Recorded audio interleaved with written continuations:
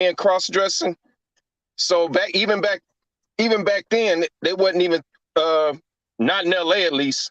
They wasn't preaching that word the way they were supposed to, because he wouldn't have had that type of following the way that he did if it had not been. Yeah, I think I think that regardless of the church, I think the women would have still supported him. You know why? Oh, that was his biggest supporters, because he Oh, knew how absolutely. to he knew how to sympathize, which these preachers do now. He pandered to their feelings and what it was that they was going to. Basically, it was Color Purple on stage before Color Purple. Yeah. Because basically every movie is about a low down black man beating this woman, and another guy coming to take her from him. And the It's just savior was a high yellow, light skinned gay guy that would come in, because it was always a dark skinned dudes that was doing all the beating and cheating. Yep. And it would Trey, be come on, yeah, come on up here, Trey, because Trey just said it. Women be supporting BS for real. But before we get started, guys, I know that Prototype has what a prototype. Prototype is an investor. Prototype is very good with his family. He's a father. He's a husband. And he does, and so Prototype, I want to know, will you invest in this? Plus sizes, they said big bag bitch, get to the bag. They said big bag bitch, you want a snack? Well, this big bag bitch, she got the stack. So put big bag bitch clothes on the rack. Ooh, on the macaroni, move and shake it for me. Ooh, we shaking and quaking, the brands are phony. Ooh, the brands are phony. Ooh, they need a Tony, they need an Emmy, Oscar, Grammy, cause the shit's baloney. The way they be faking like they're making all the sizes. If you ain't got at least a 4X, you ain't trying. Ooh, so give it to us, baby, give us our guys. Give it to us when we step on the spot. Ooh, So, Prototype, are you going to be able to sign her to your record label? It looked like you will invest. Somebody, Eugene said it looks like you will invest. Eugene, you get on up here, and I would love to see all y'all come up, man. The link is in the chat. I mean, we've been clowning about music forever, man. Like, yeah, I think we need to take the focus off the music for real and put it back in actually parenting. You know what I'm saying? Like how you introduced me, right? I'm a father. You know what I'm saying? Yeah, husband or whatever. So it's like the music ain't raising my kids. Right. You understand what I'm saying? Like right. it's only a problem because fathers ain't in the home. We're not in the home to make sure that these kind of things aren't being installed, even though music is music or whatever. But right. As long as the parents are fully involved and have a plan for their kids, what they're listening to shouldn't be that much of a problem. Hey, Trey Taylor said it's a bop. Put them 4 X's back on the racks. Watch out for the big girls. Baba. Hey, BMU. None of y'all say that damn song when it live in y'all head. Actually, she sound like Mia X. Like that's it does sound like Mia X for sure. Hey, you ought to have that in your open act when you put the clip of Trey dancing, let her be rapping, and you got the Trey sitting on the side moving to it. Baba.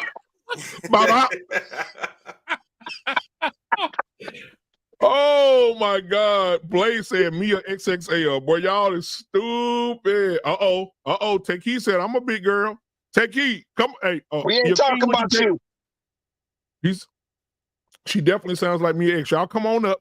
And yo, if y'all shout out to Uncle Rick. Yo, it's never nobody in the chat or on the panel. That's right. Yeah, there we go. There we go, man. But what do you guys think about the videos that I played for you guys? Now I want to go back. I'll go back through them, and as you guys watch them in the audience and watch them on the panel, I can bring you guys up while the videos are playing as well. I kind of want to speak to one.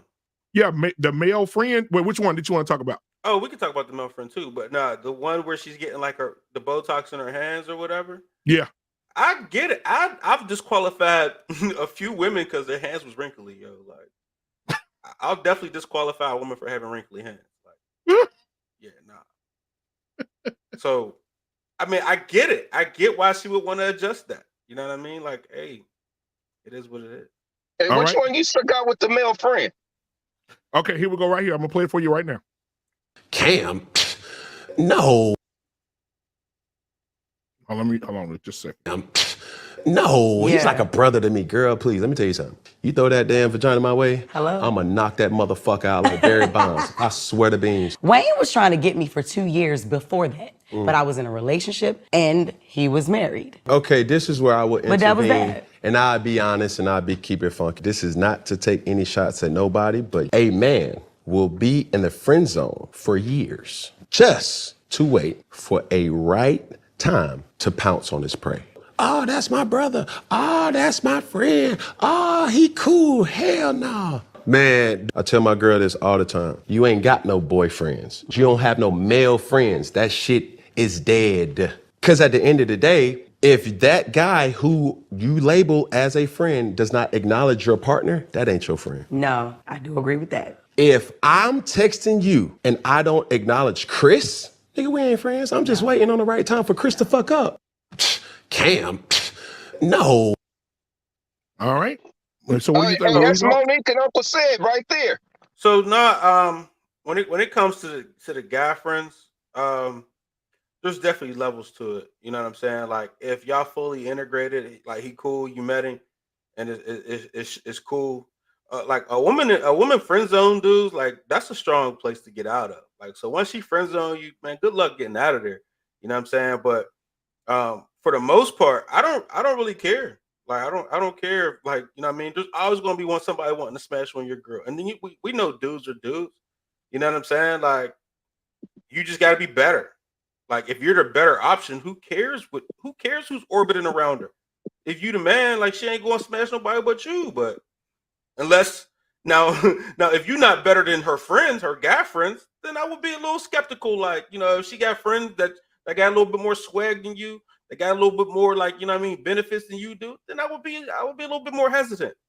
But I mean, you gotta beat me out, my guy. Like, you know what I'm saying? And good luck at that. So I mean, if you beat me, hey, I call it game to game. All right. What Mr. Eugene Steele is in the building today. Mr. Eugene Steele said his best friend is a woman. Eugene Steele explained that because I know you'd probably had thoughts of smashing that before. Come on now. Well, let me tell you the backstory behind that. As I said, I used to be in 4 relationships. Well, the one I'm talking about was actually the first of my 4 relationships. We were together for 7 years, and then all of a sudden, we just out of nowhere we just broke up. She broke up with me, but we still hang out with each other and things of that nature. And we came to understanding that we would never be more than platonic friends, and until this day, we still keep in contact with each other. She's the only one out of all my exes that I keep in contact with. The other ones I couldn't keep in contact with, and and she knows that if I end up finding, another girlfriend, she's not going to interfere with it or anything like that. But one thing I will say, when you have friends of the opposite sex, you need to be mindful of the person that you're going with, because sometimes, the other person, the person you're going with, can be a little bit insecure, and it becomes a trust issue. So, when I have my next beau, I'm going to keep that in mind, and my friend will also keep that in mind as well. I think last night, I've actually talked with another content creator about this issue, and they were talking about this issue. And, when the friend has an understanding, I mean, just like with any friend, whether it's female or male, when any friend has an understanding that you're in a relationship, they're going to try their best not to interfere with it. Now, Dr. Steele, I got something I want to present to you out the chat. Knots Lots 2 says, damn, I'm not gay, but I kind of want to stroke that beard. He's talking about your beard, guy. Pause. Trey, yeah, that's what Trey said. Trey says, Pause. And he came back and said it looks very well kept. So I think you got a man crush going on here, Mr. Steele, in the chat. Damn, that's just wow. That's tough, brother. Wow. Shit. Okay, so I want to go through the other videos here. Here's a young lady speaking about how women treat men. I'll quit. Talk to a man any kind of way. Cussing at him, insults, whether it's targeted at his ego or his manhood. Talking to him like he a child. You can't do that. Because if they ain't gonna let nobody out there in the streets talk to them like that, what make you think you can talk to them like that? Well, if he was a real man, if he was a good man, he wouldn't have me acting like that. No, you acting like that because you think as a woman you can do that. But a real man gonna show you quick. He ain't the one to play with. Fellas, your thoughts? She ain't lying. She ain't lying. I mean, it's different ways how they would be what some men would do, but they're gonna show one way or the other. They're gonna show you. He'll cut you off. You know what I'm saying? Like he'll just like ain't no man really gonna put his hands on a female. I mean, some will, you know, but I don't recommend that. But for the most part, he's just gonna be like, "Oh, that's how you talk. Well, I'm just not gonna deal with you." You know what I'm saying? You can't. I'm the blessing. You know what I'm saying? So if you, I'm just going to disconnect you from the blessing. You know what I mean? And that's all we really need to do. I don't really need to put my hands on you to, you know, to show you. You know, I just be like, oh, okay, that's how you rolling. That's how you going to talk. Go over there. Get out. Be gone. Resources, you know, revoked. So that's basically how you handle that. But if you ain't a man that's a blessing, then I can see how you could want to get physical. In that regard, I would pray you don't, you know, crash out like that.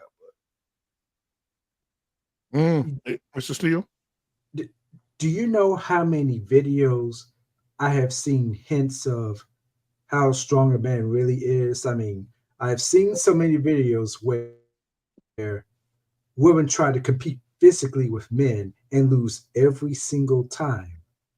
They don't get it, unfortunately. Let's see, I think the best women's boxer, I forgot her name for what I heard, actually got knocked out by a man we haven't even heard of, you know, in the boxing ring. And she had protective gear on her head. I've seen women who tried to wrestle men and failed, tried to play basketball with a man and failed. It's so many. I'm surprised after so many instances, so many proofs, people still don't get it.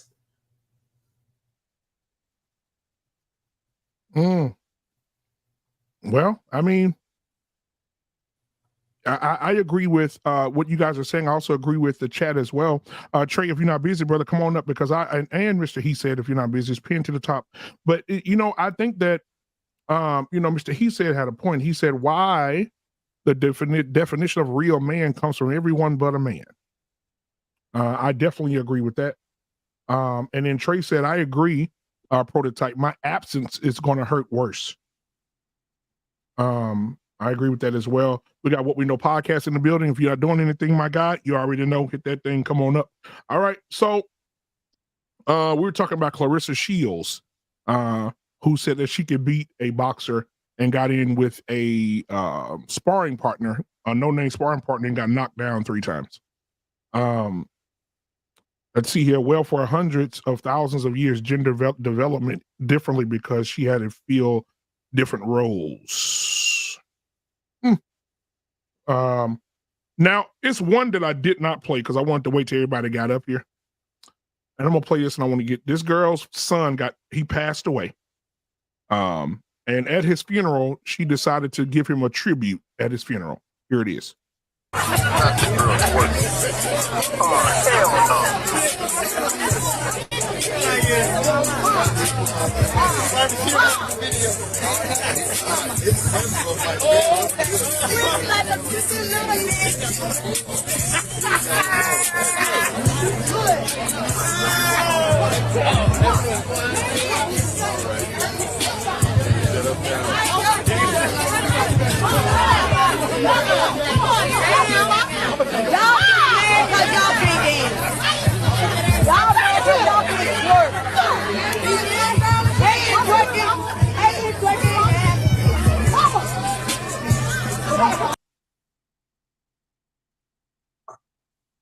Ratchet, deplorable, and horrible, all in one word.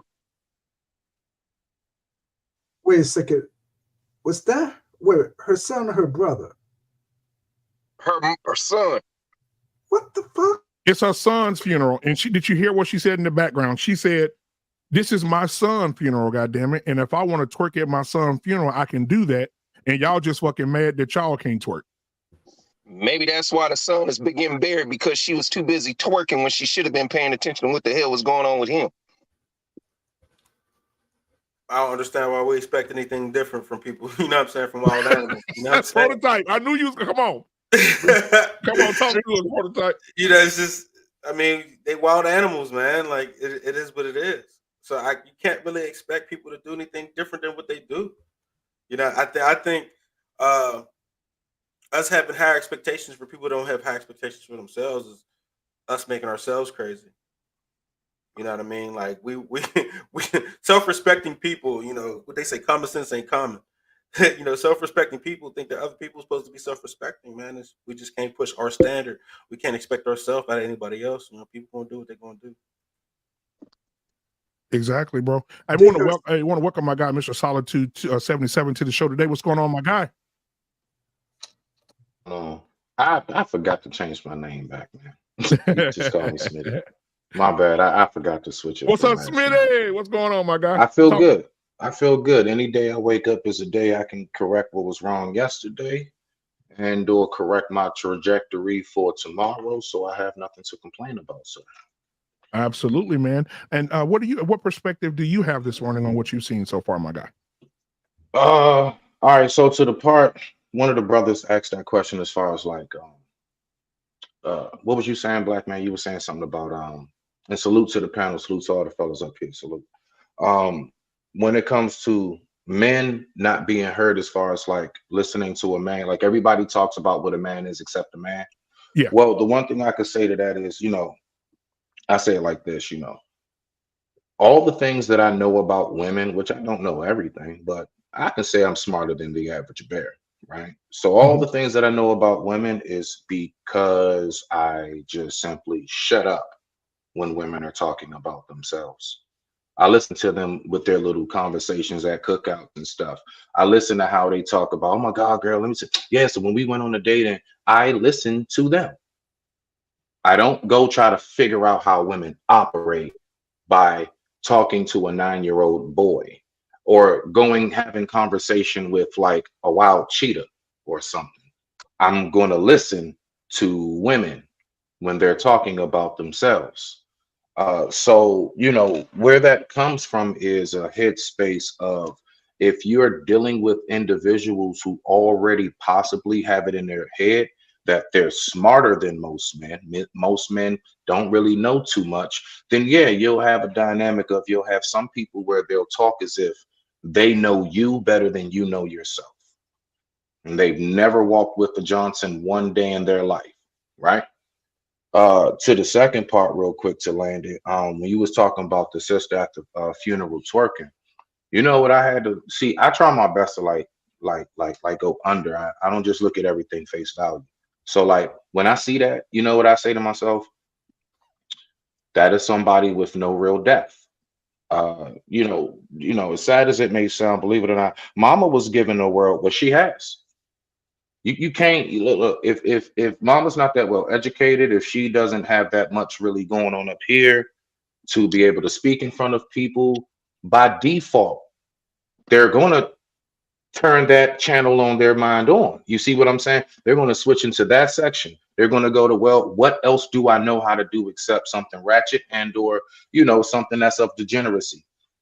So when I think about all of the intelligent women that I know in my life, from my mother, my lady, female cousins, aunts, women in my community, the whole nine, I notice a pattern that women that I know that's on a certain frequency, they don't never just busting out twerking randomly. It doesn't happen. Why? Because there's too many other things they have to offer. So, I mean, I'm not even giving sis a pass on it. It's like, that's crazy. Of course. I mean, that's crazy. But I do kind of get it now. I'm starting to get it because I don't just look at it for the surface value.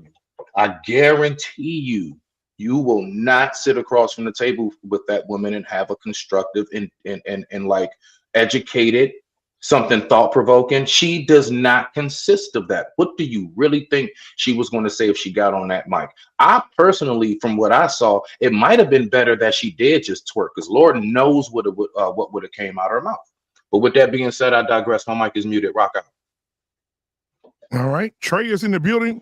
My guy Trey, man, what's going on now? Before Trey comes up, before Trey speaks or says anything, Trey has his own theme song for the network. It'd be disrespectful not to play that when he comes up. Ladies and gentlemen, the introduction to Trey. I can't help it that I'm custom made. I can't help it that I look good, smell good, can't dance all night long. I can't help it.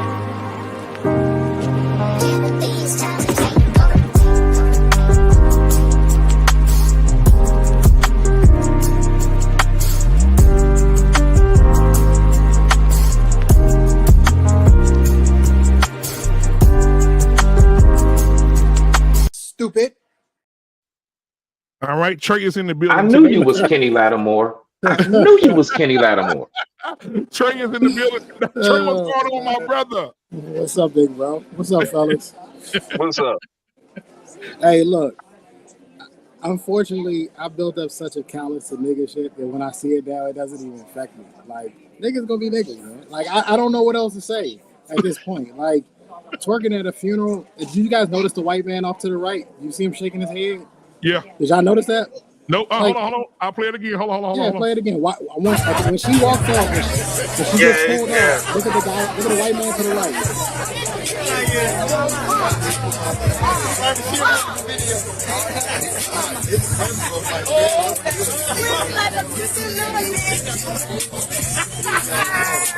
It looks like she was jumping.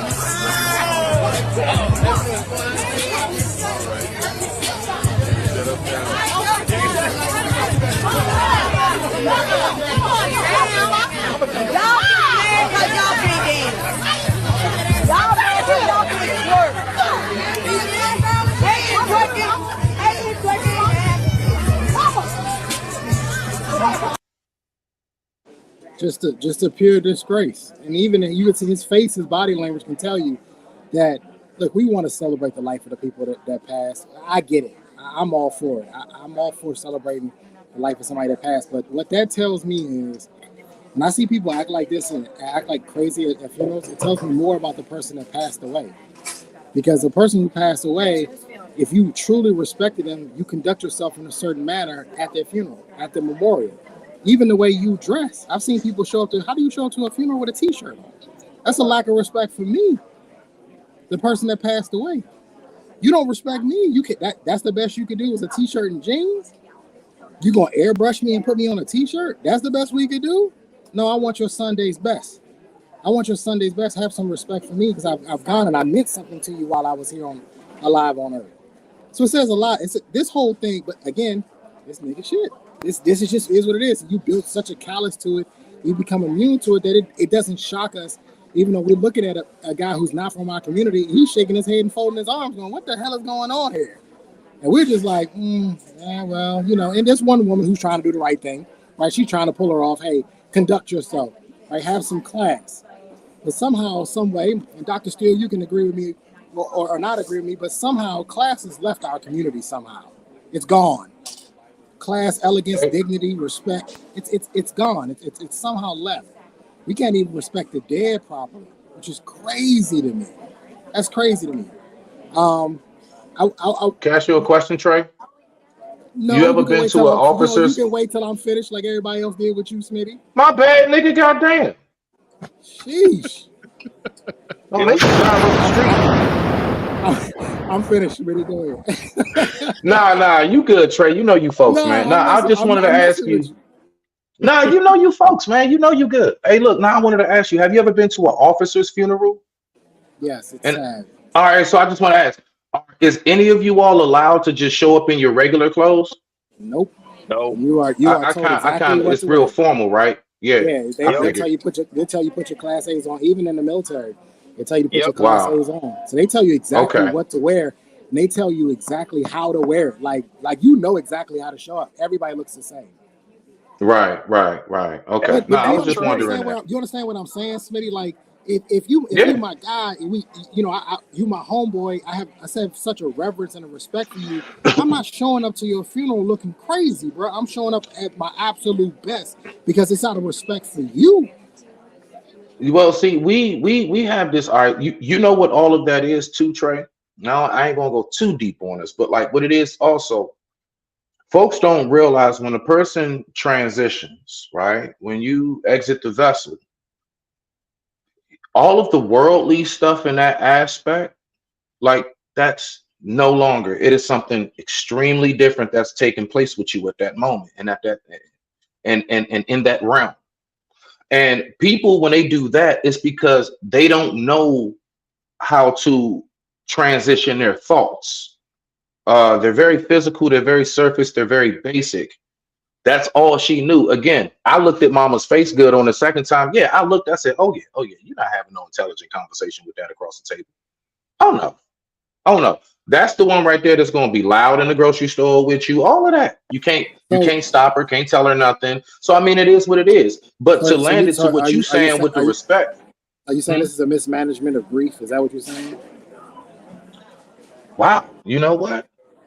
You can coin that. That might be that you might be on to something. I didn't think about that, Brody. Yeah, You might be on to I something. don't think our community handles grief properly. I think we see it so much that we don't know how to handle it. And I say that like, I had an uncle that was in my life, and I watched my family literally disintegrate after my uncle passed because he was kind of the glue that was kind of holding it together.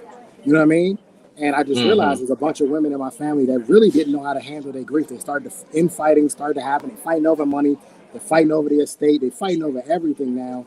Whereas before, Right. we talking about the type of family, you know how it was in DC, Smitty. We the type of family to get together and put the inflatable tubes up, and everybody was in the Man, pool stop as kids playing. with your 4th of underwear on. You July's know in what I the mean? city. 4th of July's in the city. 4th That of shit July's in was the city. Like that's how Man, it was. what? That's how tight our family was up until somebody passed away. And I think we had a ton of mismanaging of grief, and nobody really knew how to deal with that. And on the one hand, yes, it's some ratchet crap, but on the other hand, I'm looking at a woman who doesn't know how to deal with it. She doesn't know exactly what to do, and her reaction is, well, let me go to my go-to. My go-to has always been to bend over and twerk. When the music come on, just bend over to her. That's always been my go-to, right? Kevin Samuels used to say all the time, when women get scared, they run back to college, right? They just revert back to their go-to. It's unfortunate because it embarrassed the guy who passed away. It embarrassed him and it embarrassed her. But we just get to a point in our community where we're just not handling things properly. We're not handling tragedies properly, and it's only making our community look worse. Hey, Trey. This question to all the brothers on the stage, but Trey, you sat up there and said Sunday's best. BMU, Mr. Steele, the brother under Mr. Steele, I can't think of your name. Smitty. What do you Just Smitty.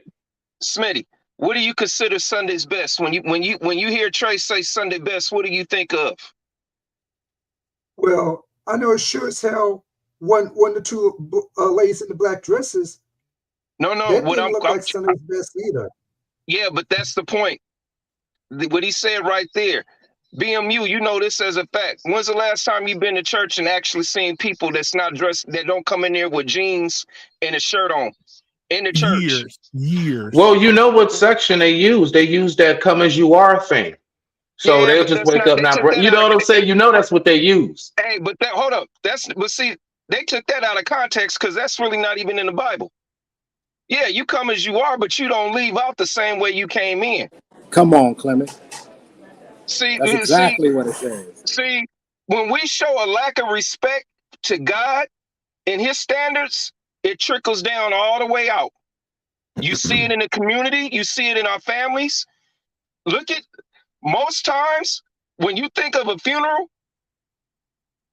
most times it's supposed to be your pastor, or your bishop that's doing the processions of that.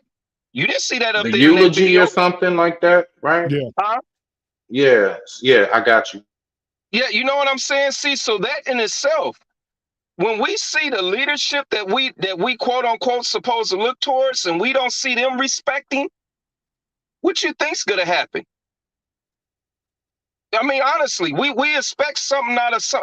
As you said, we have an expectation of people that hasn't even been taught, or they lost their training. This would people like Mr. Steele, who I'm assuming is a baby boomer, and those above him, we don't listen to them anymore. Now, Gen X was I'm actually Gen X. Oh, okay, my bad. I'm sorry. Damn, you an old Gen X. God damn, Jen, you an old Gen X. Jeez. You older than me. He's on the cusp. He's on the cusp. Yeah. Listen, man. My man was riding the line between Baby Boomer and Gen X. Y'all stupid. So you know what? Church has. I'll say this. Church has changed a lot.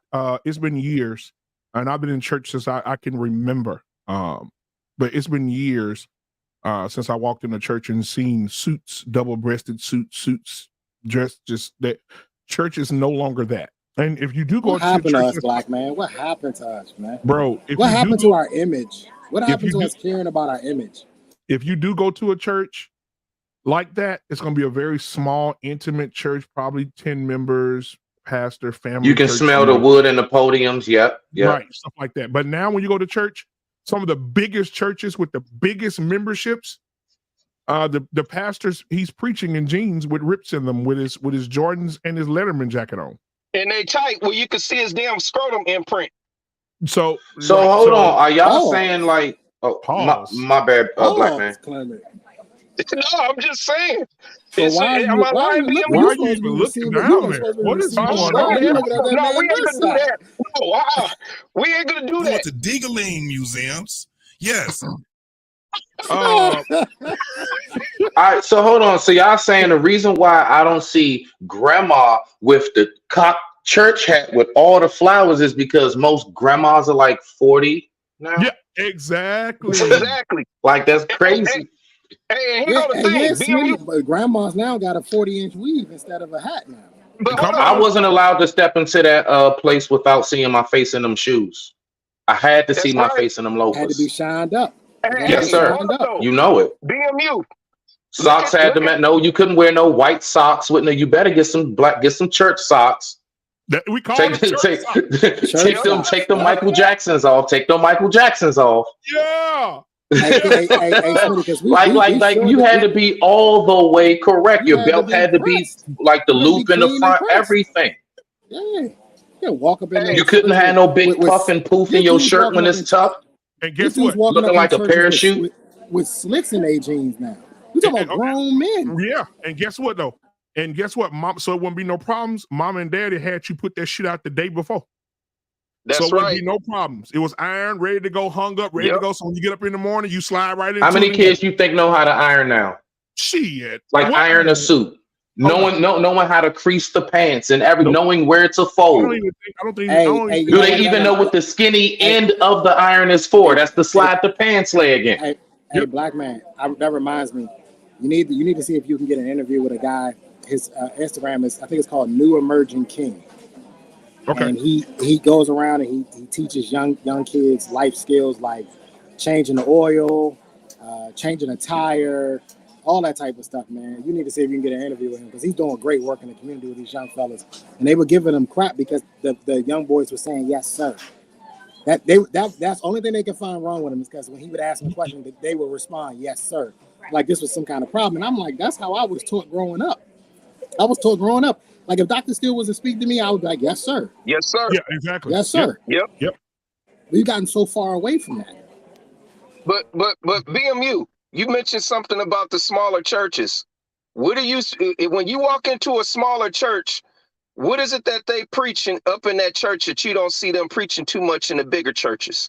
Well, I have. Let me say because I don't have any biases. I think there's issues with the traditional church. And I think there's issues with the bigger churches now too. Oh yeah, most definitely. And let me tell you why. I think that if the Spirit of God left church today, it will still operate the same. Yep. You want to know why? Because everybody is set on the tradition of the church instead of the evolution of it. And so I think that when we go in little small churches, and they do different things in the church, they have, you can't touch a table, you can't do that. Like kids are sitting in church right now who have 7-second attention spans. They're forced to sit and watch a 50-year-old man preach about something that they don't understand. And so now those kids are sitting there like this here. They're asleep. Hell, most of the grown-ups are sitting up there doing that. What are you talking about? Exactly. And so I think that the church, right, and I think the church should evolve. I think when you go to church, I think the adults should have their church, and I think they should have children's church as well. Now, I think they should have church as a reflection of what the pastor's teaching about love and respect. I think that you should have a youth pastor who's teaching the children about love and respect, but do it in a way that they can understand it. Because I think a lot of kids don't get anything out of church because they're asleep. And they can't understand that 50-year-old man talking about nothing. They don't understand that. Well, what I was talking about was more so to the dress code of what it is that you see in the most smaller churches. Trey mentioned the grandmothers with the hat on and whatnot. You see that more into the traditional of Baptist, Apostolic, or Church of God in Christ churches, to where you will see the hat, they still kind of dress, but the more I just use them as an example, Jamal Bryant's church, you see more of the loose fit, everything, tight pants, the girls walking there with, heck, be on the pulpit singing with church with jeans on, cut up there doing praise and worship. Something's wrong there. So therefore, when we talk about the respect, when we go up into the church house and we don't even respect and honor the words of God, once again, how do we expect to step outside and be able to respect one another or respect a funeral procession? Now, I'm not more heavy on what people wear, but I am heavy on the doctrine they teach. And I think that when you're in church and you're not teaching the correct doctrine, or you're scared of it. Like, let me give you an example. In church, why we not talk? If God invented marriage and he invented sex, why we don't talk about sex in church? Well, exactly. Yeah, you're not I'm talking with you. about sex. You're not talking about the greatness of sex. All you're teaching these children is don't do it. Don't do it. You have to let these kids know sex is a beautiful thing. It was created by God. But you have to know how to use that tool for the right woodshed. You can't just be using the tool anywhere. And I think that the doctrine is more important to me than what they wear. Now, if people came to church with some jeans and some t-shirts on and I can reach them, I'm not worried about the t-shirt and jeans. I'm trying to worry about what's up here. What can I instill here that will help them understand better? Because we deal with a lot of things. We deal with teenage sex. We deal with a lot of teenage sex. We deal with teenage pregnancy. We deal with all this stuff that's going on in the homosexual community. What does the Bible say about that? If kids were taught more about what that was, what would the outlook be if we taught that?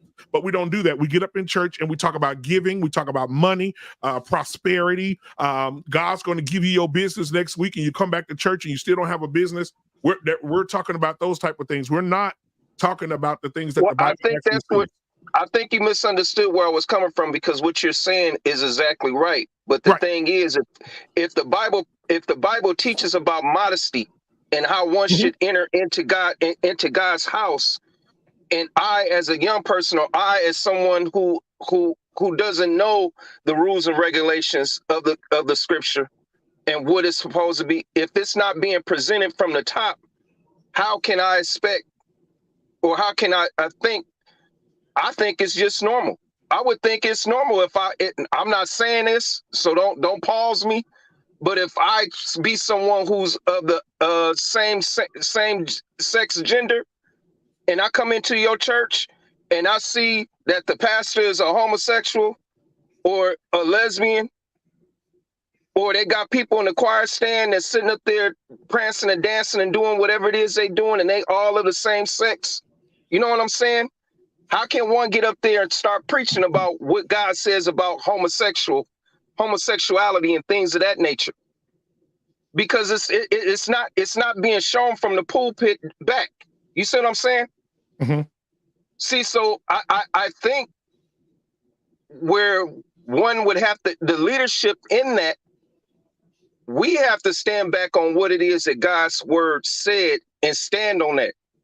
Yeah, I can evolutionize, but never compromise what God's word says. And you know what? And that's the biggest problem that I have with old pastors. I've had so many debates with old pastors, and afterwards you could hear crickets because they weren't ready for what I brought to the table.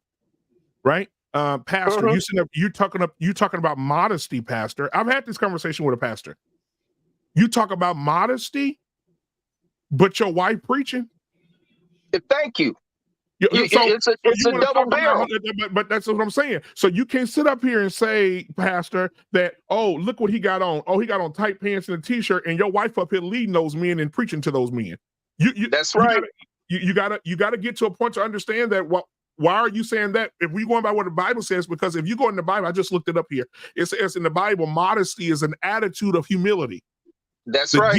The decency in the way you look and your grooming, your language and your behavior in the presence of God. Right? And so my thing is, let's go humility, decency, grooming, right? Your language. You can't be up in church talking about, I love Jesus, motherfuckers. You can't go to, you can't Jesus Christ. Jesus Christ. I remember that dude. You stupid. But you have to be decent. So I think that right now, I think church has evolved because, and a lot of pastors, I got into another debate, and I'll let you guys take it from there, where the pastor was saying, yeah, we got to stop all this spiritual dancing in church and all these upbeat songs sounding like all this clashing and upbeat songs. I'm like, what the hell is he saying? I said, excuse me, Pastor, I have a question. What is it, sir? I said, didn't the Bible say, make a joyful noise unto the Lord, all ye lands? Praise the Lord with cymbals, clashing of the cymbals, clashing of the drums, the loudness of the harps and all this. Like it says to do that. It says praise him with singing, dancing, loud music. That's what it says. So basically it's a personal preference of yours not to do that, because if you're going by the Bible, it says that being in the presence of God is a celebration.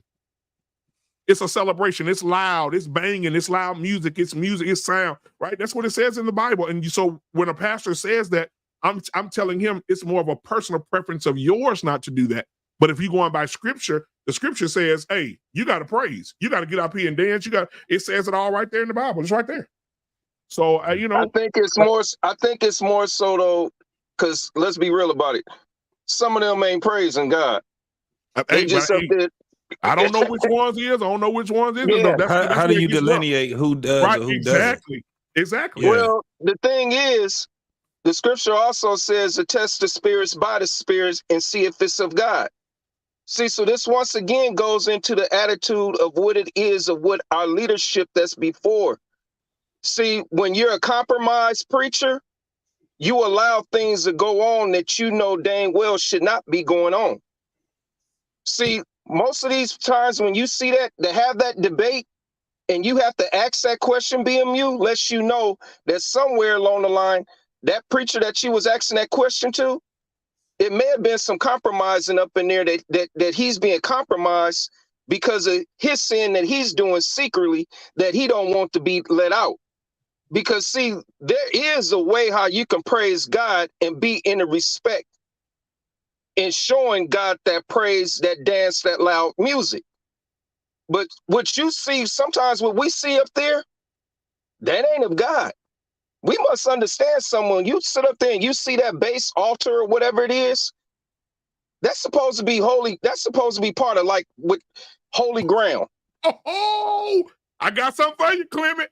So while you're talking, I'm over here in 1 Timothy. I don't want to turn to the church service. So I'm going to say this and I'm going to let my brother JT cook. In 1 Timothy chapter 2, 9 and 10, it says, Paul says, when it comes to modesty, because I want to make sure everybody under the sound of my voice knows that I'm coming from scripture, not from not from my personal beliefs, but from what the scripture says. 1 Timothy 2, 9 through 10, Paul says, and we got to be specific on what Paul says here. He says, I also want women. So when it comes to modesty, he's talking to our ladies.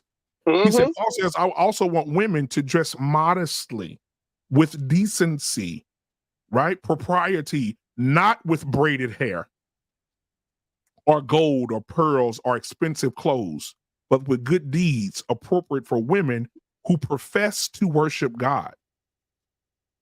So we have to be careful because the Bible never talked about what a man should wear. He talked about what a woman should wear based on the fact that a woman draws attention from a man in worship. So if I'm up there in my jeans and my polo shirt, that won't affect anybody. But if my wife walks across the stage with that ass, with that tight fitted dress on, with them titties sitting up real good, that will distract the church. Ain't nobody gonna be listening to my sermon. They're gonna be looking at my wife's ass when she walked past, and that white dress with that ass out. And so I think he's talking modesty of women because he knows that women are the crown jewel of attention. If a sexy woman walk into a church service, everybody gonna stop listening to the pastor and look at her. So I think modesty was more on what women should wear because women are a huge distraction when they are revealing. Well, let's be honest about it. Modesty also starts from within. Yeah, agreed. You know, see, so therefore you could see them same women that dress the way how they supposed to dress in church, but then when they step outside that church, they be all dressed up, but they'll be cussing somebody out. See, so how modest was you?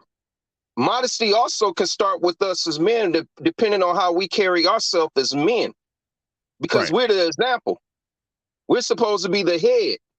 So therefore, it's kind of crazy because have you ever heard your wife come to you and turn around and tell you when you say, well, one shouldn't do that, and then they turn around and look at you and say, but you do it.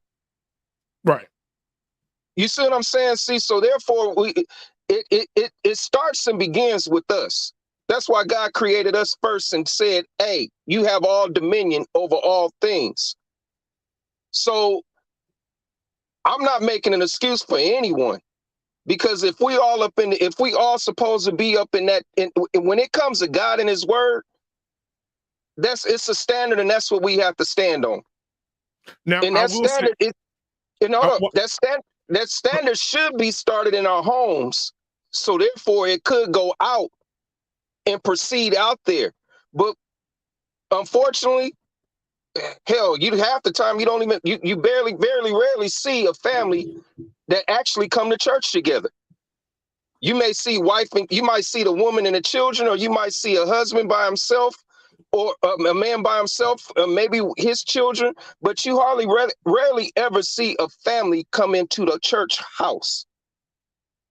Yeah, I agree. I just think that when you have so many rules for a hospital, because I look at a church, and JT, right after this, jump right in. I look at a church as a hospital. I think people should go to church because they do deal with sickness of the mind, spiritually, mentally, physically. And I think that the church should be looked at as a hospital who helps people get well. And I think if you judge people based on who they are, where they are, what they're wearing when they come through that door, that's why a lot of people don't go. No, I'm not talking about you. I'm talking about in general. But see, that's the thing. You asking for, once again, if I'm the leadership, if I'm the doctor, and you coming to me and you sick and I'm sick my damn self, what you think's gonna happen? Well, exactly. I think that's why I'm saying it starts at the top. It's not about nobody that comes into the church house that's doesn't know church decorum and things of that nature. But when I come in there and I don't know the decorum and I'm just a fool off the street, I'm trying to be saved. I'm trying to have my sickness healed. And I come into a church house and it's the wrong one to where all of them are sick their damn self. Hell, that's the blind leading the blind. JT, what's going on, my brother? What's going on, partner? What's popping with you, bro? What's going on? Not much, man. How long you been watching, man? I've been watching for a minute. That's the video when you were showing the video of the young lady. Hold on, let me see. When you were showing the video of the young lady, the mama twerking at her son's funeral. Now, did you see the first part of that? When she was cussing everybody out in the church. Wow. Did not. When she the father of the son, she was cussing them out. She made it about her. Yeah. So this lady is when you see this, it shows Embrace you. the grace. If you want to come up, sweetheart, you can come up. The link is pinned at the top of the chat. So a lot of this comes from a lot of lost people. Like she's one of those ones that's lost and she still was creating children. Like what she was talking about, she was trying to justify herself. And the thing was that her son was murdered. Mm-hmm. And she tried to blame it on the son's father, though I think it's the wife of the son. Oh, she was calling her out. If you can find the first part of it, Black Man, you will see what I'm talking about. She was telling people that they the pastor was trying to get the service going, and before he can get the service going, she was telling everybody that they can't come, they need to leave, and all kind of shit that they did. And that was the second part of her twerking on her son. Now understand, that was his music that she was twerking to. Oh, I said it. That was his music. So when you have these mothers, and the problem is that, and I can tell you the reason why she was so pissed off, because that was her meal ticket. She thought that was her meal ticket, and it was taken away from her. Yeah, and it was taken away from her. So now her life it's pretty much, as she sees it, was ended.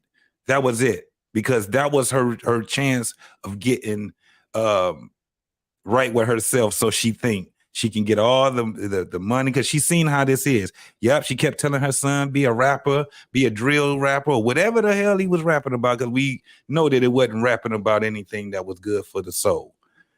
And basically, she wouldn't have been twerking if it was. There you go. Well, she was lost. She was lost. She thought, when somebody gets caught up, man, and I think a lot of times people, especially sudden death and death of someone like your child, or, that you're not really expecting to happen, and it puts you in a shock. Mm-hmm. And people act crazy when they're in a shock. They're discombobulated. I don't know if you've ever seen anyone being in a car accident and they jump out the car and just run down the street. I've seen it so many times where I'm like, what the fuck is they doing? Because they're in shock, they're panicking, but their mind is so discombobulated, they're just reacting. And this is what a lot of people do. They just react. And that's what she was doing. She was reacting because her life was screwed. Now, I'm telling you, just that video is creepy enough. I think what's creepy to me is that it's very well, I've seen it firsthand. I had a family member passed away. A daughter and her boyfriend or whoever else was supposed to have been actually doing the wedding. I mean, the wedding, I'm sorry, the funeral for her. Her daughter came to the funeral late, for one.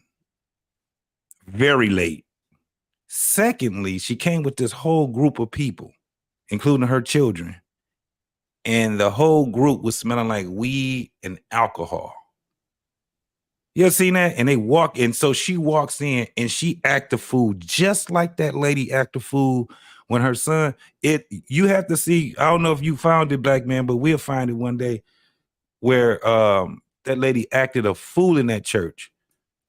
My family member's daughter did the same exact thing. She gonna be all right. And they drunk and high, and they was dressed crazy. Like they was supposed, how now they treat funerals like a club. So you got to be color coordinated. Everybody got t-shirts on and shit. What they say your favorite color was. They got balloons and shit. They got all kind of party favors. Yeah, sometimes they don't even do doves. They got, depending on where you at, you might see pigeons. Yeah. The little brown birds, whatever they can afford. You know what I'm saying? But they got these now, like the death is kind of like a hell party. It's not a celebration like in the heaven celebration, right? It's not that type of a celebration. Because when someone passes on, of course, you're supposed to celebrate their life. You're supposed to commemorate them, all these different things. Now, what it is that when somebody passes on, nigga, we got to go get our new outfit. It's like the club.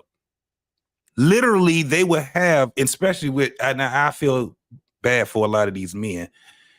A lot of these rappers and stuff and wannabe rappers, they're starting to have their funerals at strip clubs.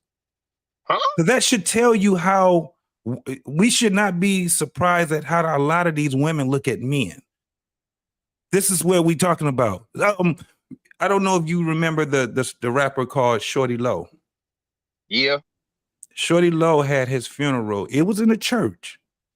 Oh my God. And if you've seen it in the church, you might as well say, well, God damn it, y'all should have had it at the funeral, at the strip club too. But it was at the funeral, at the strip club too.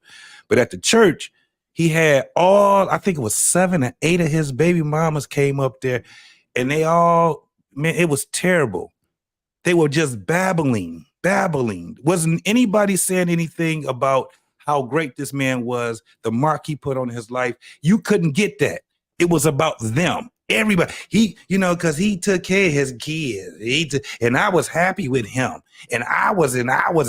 All you heard, 7 women. Then the mom comes up. It's about her. Then the dudes come up. I'm going to miss my nigga. You know what I'm saying? And nobody's saying anything about how this man impacted them in their life. What they're talking about is how he made them feel when he was giving them shit. Money and oh yeah, he look out for you and he'll do this. Now I tell you one thing about Shorty, Shorty is, and it's all about them. So it's like hell. So then the second part of his funeral was at a strip club. So you got these girls gyrating and twerking on the man's coffin. That's some creepy shit. That's necromancing in its finest. This is not like the outlier. It's a lot of this shit going on. Then when you have, like I said, especially if you're over, it don't make no difference. Detroit, Chicago, Philadelphia, it's parts of New York, because there's a whole bunch of boroughs in New York. New York is probably the most segregated out of all the cities I'm naming right now. However, it's almost the same way. These funerals, what's the other shit that they call them? When they release the balloons and all the other party favors that they have, because that's what I call them, fucking party favors. I know people that have wardrobes of t-shirts with dead people on them. It's crazy now. The way that lady was like, that's not the outlier. I just got to the point where I was like, I can't go to I can't really do no young folks funerals anymore, because they're not funerals. They're not memorials. They're not something to memorialize the person. It's just something for them to have a party.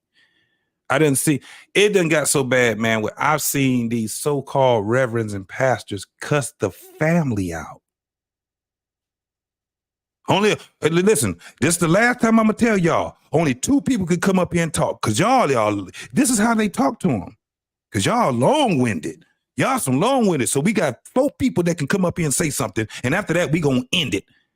Like it's not even, there's no respect anymore. And this will be your pastors, so-called pastors, reverends. They won't even allow a lot of folks to even mourn anymore. I'm talking about family members. Everybody it's like the protocol that we gotta fight. We gotta find something to not like each other with. A lot of people, when I seen the other video, Black Man, and you see, I love reading the comments. That's more, the comments to me is more entertaining than the video itself. To see how many people that would sit back and be like, well, y'all gotta understand, she was mourning for her son. That was not a mourn. That was an She act was of not food. mourning. Yeah. It's crazy, man. If you didn't find it, Black Man, I'll look it up, bro. Now, a lot of families, I go to a lot. I've been to a lot of funerals. A lot of family members pass away. A lot of families tell the funeral directors as well as the presiding pastor that we do want a minimum amount of people. And let me tell you why. Oh yeah. We're gonna have 3 people get up and speak, and everybody gonna have 2 minutes apiece. Let me tell you why. Because when you get a bunch of niggas at a funeral, if you don't cut that shit down, it'll be 30 all day motherfuckers up there, and it'll be 5:30 East at 5:30 p.m. before you got the funeral. The funeral started at 12:30. I've been at a funeral where people have talked and they had no cap on the time. And them people got up there. I remember back in 73 when we went to the thing. Oh, I remember in 85 when he got out the military. 2001, we went to here. 2003, I remember when that baby was over there on the south side. And you ain't gonna believe, boy, Cheryl Lee was over there that day. We had some steak plank. Now, I mean, we had some sardines and crackers, some honey buns, some summerside. Y'all remember? Hey, Geraldine, come up here, Geraldine. And you'll be in that motherfucker for 6 hours. If you That's what I was down, saying. It's just a lack of respect. That's what I'm saying. Yeah. So, like, when people say they got these stupid rules, it's because you do stupid shit. Stupid rules begets stupid shit. That's what it is. Right. It's dumb shit. They So sit what? there, talk. You like, God damn. Right. So why are people so inconsiderate? What's going on? Hey, everyone. Yeah, all of y'all can go The fuck albino yourselves. Every single Tasmanian one of devil you. is on post. Not you, Dr. Steele. You cool. We all right. But everyone who said I couldn't get married, fuck you. Congratulations to my brother, man. Congratulations to my brother. Yeah, not Dr. Steele. Again, you're not cool. Hey, hold up. Man, you married? Yeah, I sure am. Hey, congratulations. Welcome to the club. Thank you. I just said you couldn't get married. I just said grow the fuck up. Right, grow up. Congrats. Congrats, man. Man, you know what? Mandrell found a beautiful young lady. Yeah, he did. Who accepted him for being 4'5", who accepted him for 4'5", wearing the size 8.5, 8.5 shoe. Hey, I thought it was a 5, but JT gave you 8. Hey, BMU doing his dance, doing his little dance, and think about it. You know, try to jump on the trampoline to give the baby a kiss. You know, just. Hey, she taller than you, man. My brother did No, it. she's not. Hey. No, she is not. Hey, Listen. Mandrell was silent. He was concentrating, boy. I was gonna say you gotta climb the giraffe to get there. Damn. No. That's not what's going on. But anyway, yeah, that and what's this new show you got here? Hoodie Weekend or Hoodie News or something like that? Yes, sir. What's going on? Tell them about all the Asians coming up through the Mexican border. They're being dropped off like every 3 hours by bus. Yep. And there's a hole in the gate. And what they do is they leave their credentials, their passport and stuff like that. These are Chinese people, keep in mind. And they come right through. And the Border Patrol sits there and they can't do anything about it. And because Border Patrol is federal and Biden doesn't want them to do anything. So the governor of Texas has rallied up the National Guard to come up there and stop them. Yeah, I'm interested to see what happens when the National Guard shows up there and Border Patrol has to sit there and watch. Damn. Like, I mean, it's crazy because they're coming over here by the score, the Asians now. I'm like, okay. It's not just the Asians. I'm not understanding. But wait, what I'm saying is the Asians fly to Mexico. And cross the border from there. That means they had to cross. They had to cross all the United States to get there. No, they flew from Asia to Mexico. To Mexico. That's what they did. That's across the borders of California and Texas. They walk north. They walk north across Mexico to cross our border. That's what I'm saying. China is east of the world. Mexico is in the west. That's a lot of goddamn shit they had. How the fuck did they go from there? They bought a plane ticket. JT. They buying plane tickets. No, I go get to Mexico that. And they get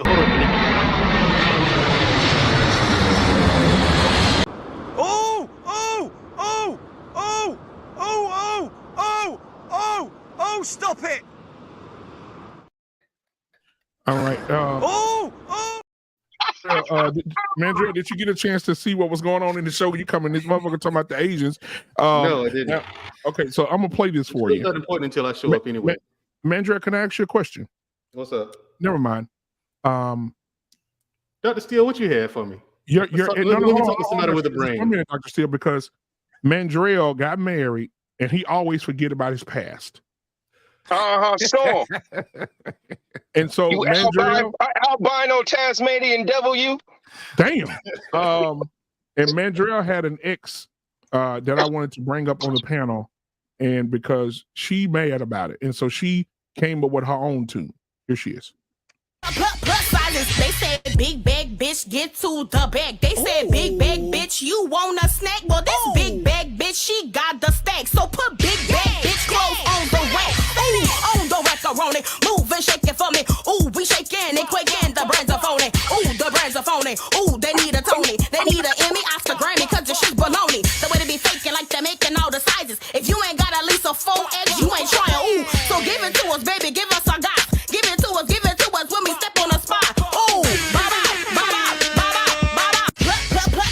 plus sizes. They said big bag bitch get to the bag. They said big bag bitch, you want a snack? Well, this big bag bitch, she got the stack. So put big bag bitch clothes on the rack. Ooh, on the macaroni, move and shake it for me. Ooh, we shaking and quaking, the brands are phony. Ooh, the brands are phony. Ooh, they need a Tony, they need an Emmy, Oscar, Grammy, cause the shit's baloney. The way they be faking like they're making all. Yeah, the thing is, the sad part is that ain't even funny. Oh, big bag rack. Right, big bag rack. Macaroni, bologna, fried bologna. Macaroni. She said. Macaroni. You heard what she said. She said macaroni. All right. Mandrill, did you want to address anything that she said, or? No, I just like to say that, I mean, the nerve of some people when your stomach sticks out further than your boobs do, and you got the nerve to sing a song about food. I mean, I think it's time for you to fix something in your life. She said, if you ain't got no 4X, then you put that shit back. Okay, cool. That's cool. Eat yourself into an early grave. Go ahead, keep going. I think that was a diss track to you for getting married on her without telling her. I don't know who that is. Popping it up on her. Yeah, popping it up on her. Y'all can I'm sorry. Yeah, I'm sorry that y'all didn't this make be a story of inspiration for you. Okay, if I can, and Dr. Steele, I think you were one of the few people who were there when I first showed up on YouTube. That's what we talking about. Hold on, Mandrill. That's what we talking about. Oh, I got you right here when you was on YouTube first. To another area of my body, but you know, this is YouTube, so I can't get that. Hold on. Are you talking about your penis in a man full of panel? I know. Hey, man, so you a tricycle with a big kickstand. Okay, that was funny. I ain't gonna lie.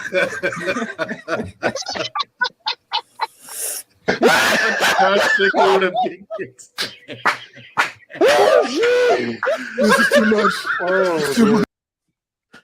Oh man, that's still funny, man. That's To this funny. day, That's hey, still listen, funny. bro, that was one of the funniest nights ever, boy. Man, we was on. Then, Mandrill ironically, about an hour. Dr. Steele put a comment right there. Yeah, he he right here on did. the panel too. Ironically, saying hi to SB. Yeah. Shout out to her. Oh man, but you know, Mandrill. So, but anyway, back to what we were talking about, man. Is it okay? You just got married. Is it okay for your wife, to have male friends? Hell, excuse me. He said, what are you Mandrill. talking about? I'm her friend. I'm asking. Is it She okay? doesn't need any more. And why? That's trouble. How? She may not be up to something, but the other dude certainly is. Like, what dude wants to be friends with a married woman? Like, I don't understand that. You're up agree. to something. So no. I mean, and she's not even the type that wants that either. Like, she really is like, y'all in trouble if she ever get on here. Y'all think I'm bad. No, she's bro, listen. Yeah, she's not with that either. She's not with having male friends. She's not with having female friends either, because people are messy. You know what I'm saying? she doesn't like messy people, and most people are messy. So she ain't this whole thing with having she's not even with it. So no. You know what, Mandrell?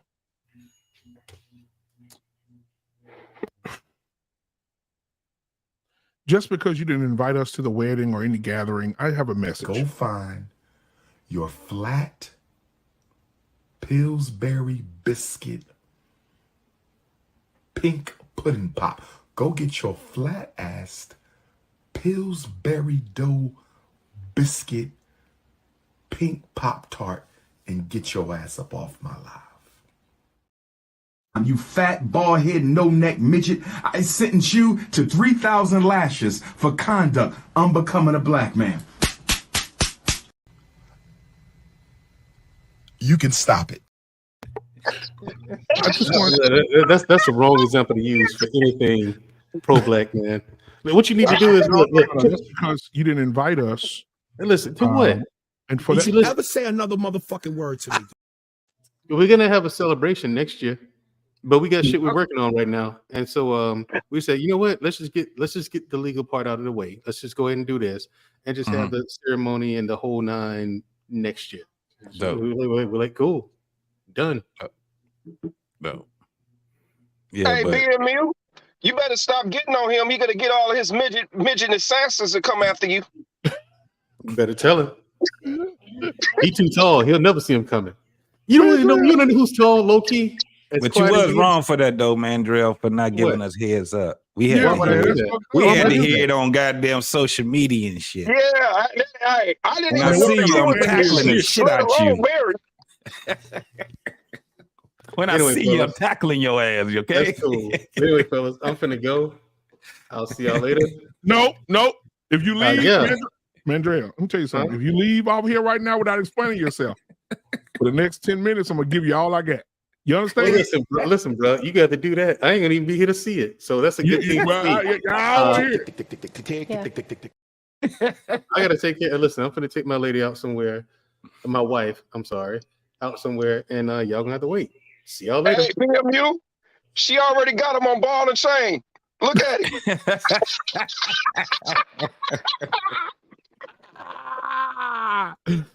Oh, okay. Put him on the G. He got a social media diet. Now, JT, I want you to explain something to me, JT. Yes, sir. Explain to me what this is.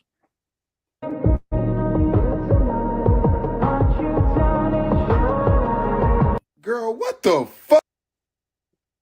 Can you explain that to me? What is that? It looks like she's getting saline or some type of shit to fatten her fingers. What kind of crazy, I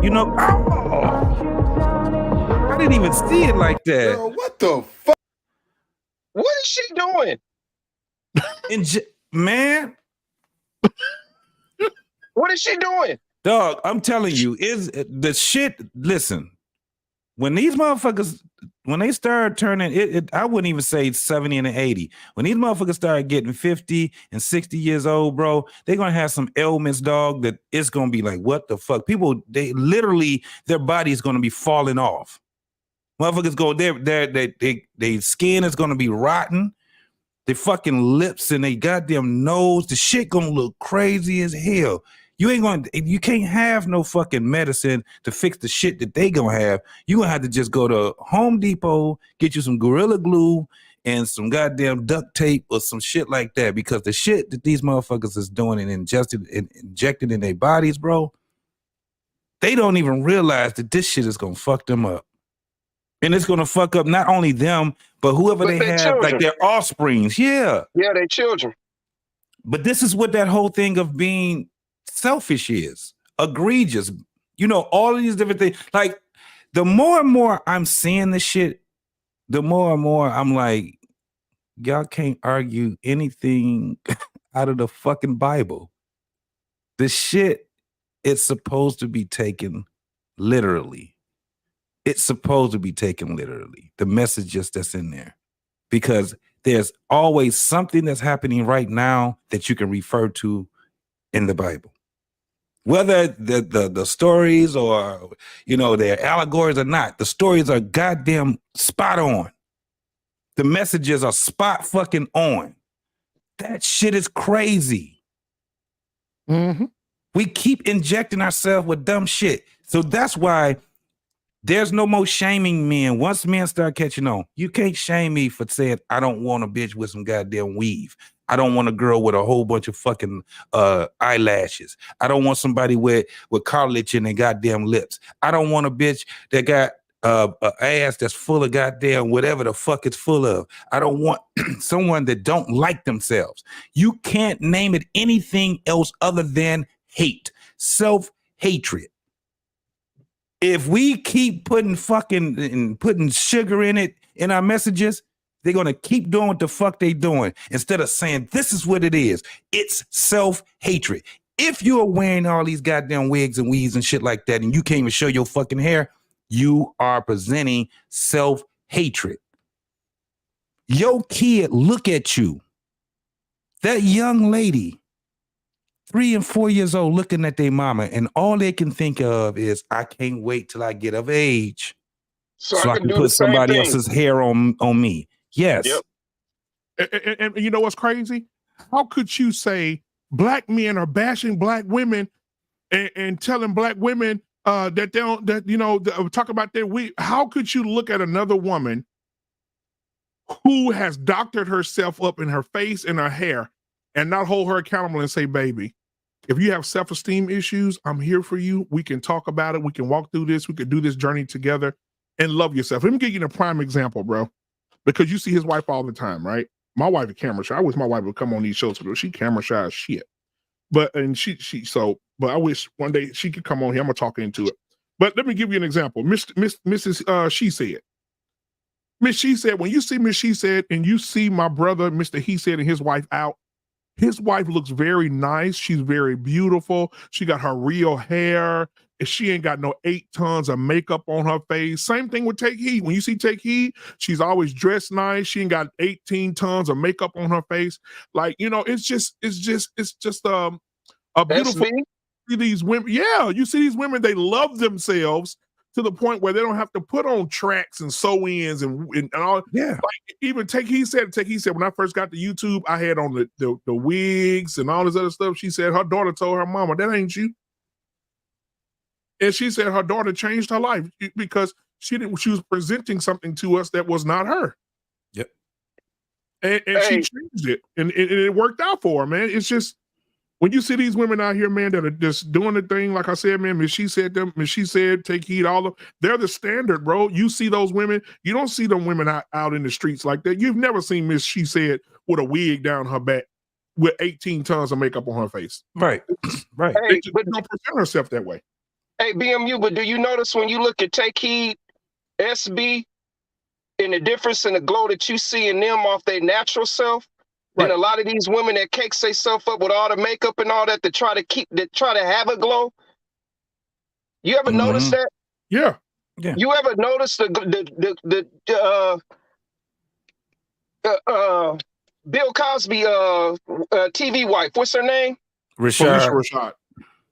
You see the glow on her, just the natural beauty of who she is and what she is at 70-something years old. Yep. Still got that natural beauty look about her. Compared to what you look at Beyonce, caked up with all the makeup and all that to try to keep a glow that she done lost years ago at that young age. Right. See, so it's a difference in how it's just crazy. It ain't worth as a man.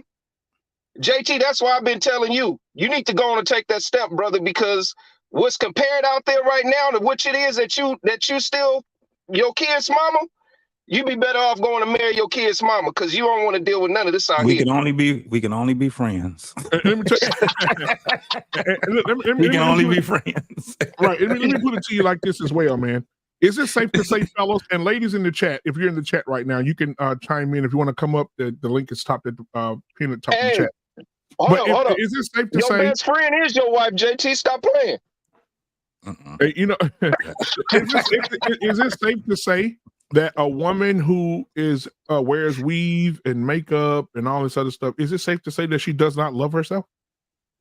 Could be. So I say this: it's definitely some internal issues going on within them.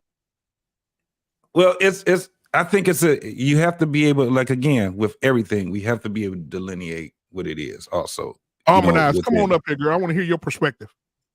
So this is the thing, because in the short answer, yes. The short answer is yes, right? But the reason why men never had a problem with women wearing so much, makeup, I take that back, because my great grandfather didn't like for his grandchildren, his children, to wear fingernail polish, lipstick.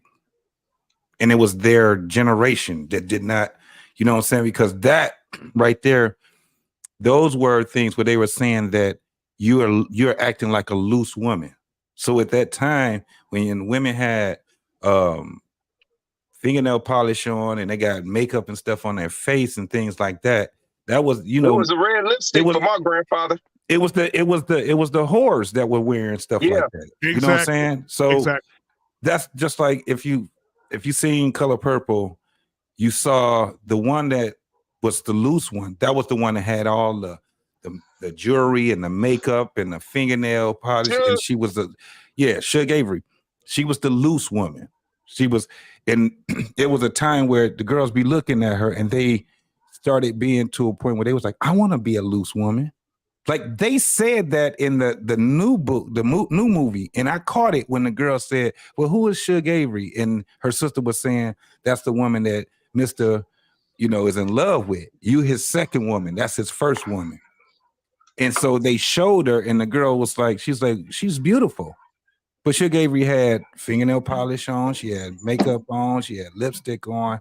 And she said, but they said that's what a loose woman wears. She said, I want to be a loose woman. Like, in other words, she wanted to be a lesbian too, because Shug also was a lesbian. It was a message that they were saying for the times now. Yeah. Where you got girls that idolizes other women based off of their behavior and what they're wearing and things like that. That's the fucked up part of it. That's why you got an Ice Spice that's being put up on this pedestal. It's right in front of our face now. Why was they showing her and showing Taylor Swift at a goddamn football game? Why were they showing them at the Super Bowl? Throwing up devil signs and all this shit. Who the fuck? They're not the goddamn people. They didn't even do a damn halftime show. I understand if they showed them on a halftime show. But these heifers was up there because this is what they were doing. If you ever notice too, the commercials are weird. Now they're trying to make Jesus to be the devil. If you notice, you looked at those commercials. How many times they had that Jesus is your friend commercial that came up? We ain't never had nothing like that. Yep, showing Jesus washing the feet of all the gay people. Yes. Pandering. It's called pandering, and it's LGBT had sponsored those commercials. We talking about those commercials were millions and millions of dollars of play. Hey, it wasn't just them. Pfizer was behind it as well. All of it. Whoever the money is. You asked the question why Taylor Swift was up there. Think about who's sponsoring Taylor Swift and all that. See, so it was all a money grab.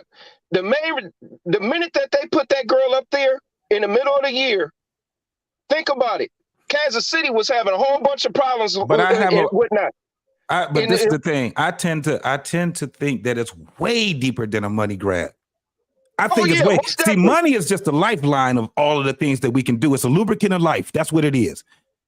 It's tickets, and you can collect as many of those motherfuckers as you possibly can because it can help you to get around in the world, right? It's bigger than that. We're talking about being piss poor spiritually, right? Yep. This is what we're talking about. Ice Spice. I can even understand that the Taylor Swift shit, her and the man that they won and all that crazy. But Ice Spice was up there.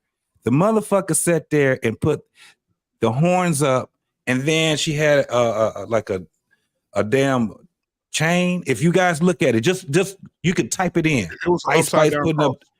Yep. in an upside down cross. Subliminal messaging. No, but she did it purposely. Oh, she yeah, did most like definitely. this, and then she did like this, and they were showing. They were like, "That's Ice Spice right there." And they just, like, why are we? Why? Who? Because she's the next coming. This is what we have. She's the next coming because now we can really do our goddamn damage to society now. Why? Because the consciousness of a community, the highest you can never become, is the consciousness of the woman in your community. That's right. That's what it is. So now, as long as we got the woman being dumbed down spiritually, piss poor spiritually, there's nothing we can do as a society unless we have to do what we need to do. And this is when you start getting rid of people. This is with war. When people start declaring war, this is the reason why. This is the reason why. The consciousness of our woman is the reason why. You know why? Because that's the closest person to our children. Nobody ever seen it that way. They the first teachers. Oh, go ahead. Hey, real quick, BMU, the thing about the friends, having friends married or whatnot, all I got to say is about that, think about Monique and her Uncle Sid and why her son is sitting up there walking around saying, every time I look up, I got to look at your daddy in order to have a conversation. God damn, with you're right. Damn, I forgot about the whole thing, bro. It been so much going on. That shit what her son said, I said that was some powerful ass shit right there. You muted. Oh, okay. But that was some powerful shit. That was some powerful shit that we can observe, right? Monique sat there, calling everybody else out. Monique is that's that family member that you don't have around you. This is why people don't fuck with people like her. Yep. This is why they don't fuck with people. People that help her all these different things. JT, how long was Sid around? Man. How long was he around? For a minute. He was that friend that stuck around and saw everything. They actually lived together while they both were sitting up there doing whatever it was that they was doing. Her best friend. You know what I'm saying? Right. So it's like, hell yeah, I would be confused if I'm your son and I'm growing up and he Uncle Sid, and then all of a sudden he become your damn that's husband. your daddy. That nigga who graduates from best friend, brother to daddy. You know what I'm saying? And he don't act nothing like no damn man at first. Like I said, when he get to talking to her, when he told her about the friendly pussy shit, she said that's what her daddy told her. He a pimp, man. Now, this is the thing. I don't care what nobody say. Monique is a fucking liar. Because she told that same fucking story before, and she said her grandma told her that. Now she said her daddy told her that with her lying ass. See, what the thing is about a lie, you got to remember what the fuck you said. That's right. She's a liar when it came down to it. And the cold part about it is, most people that lie like that, it's no need to do it. You lie when the truth will do.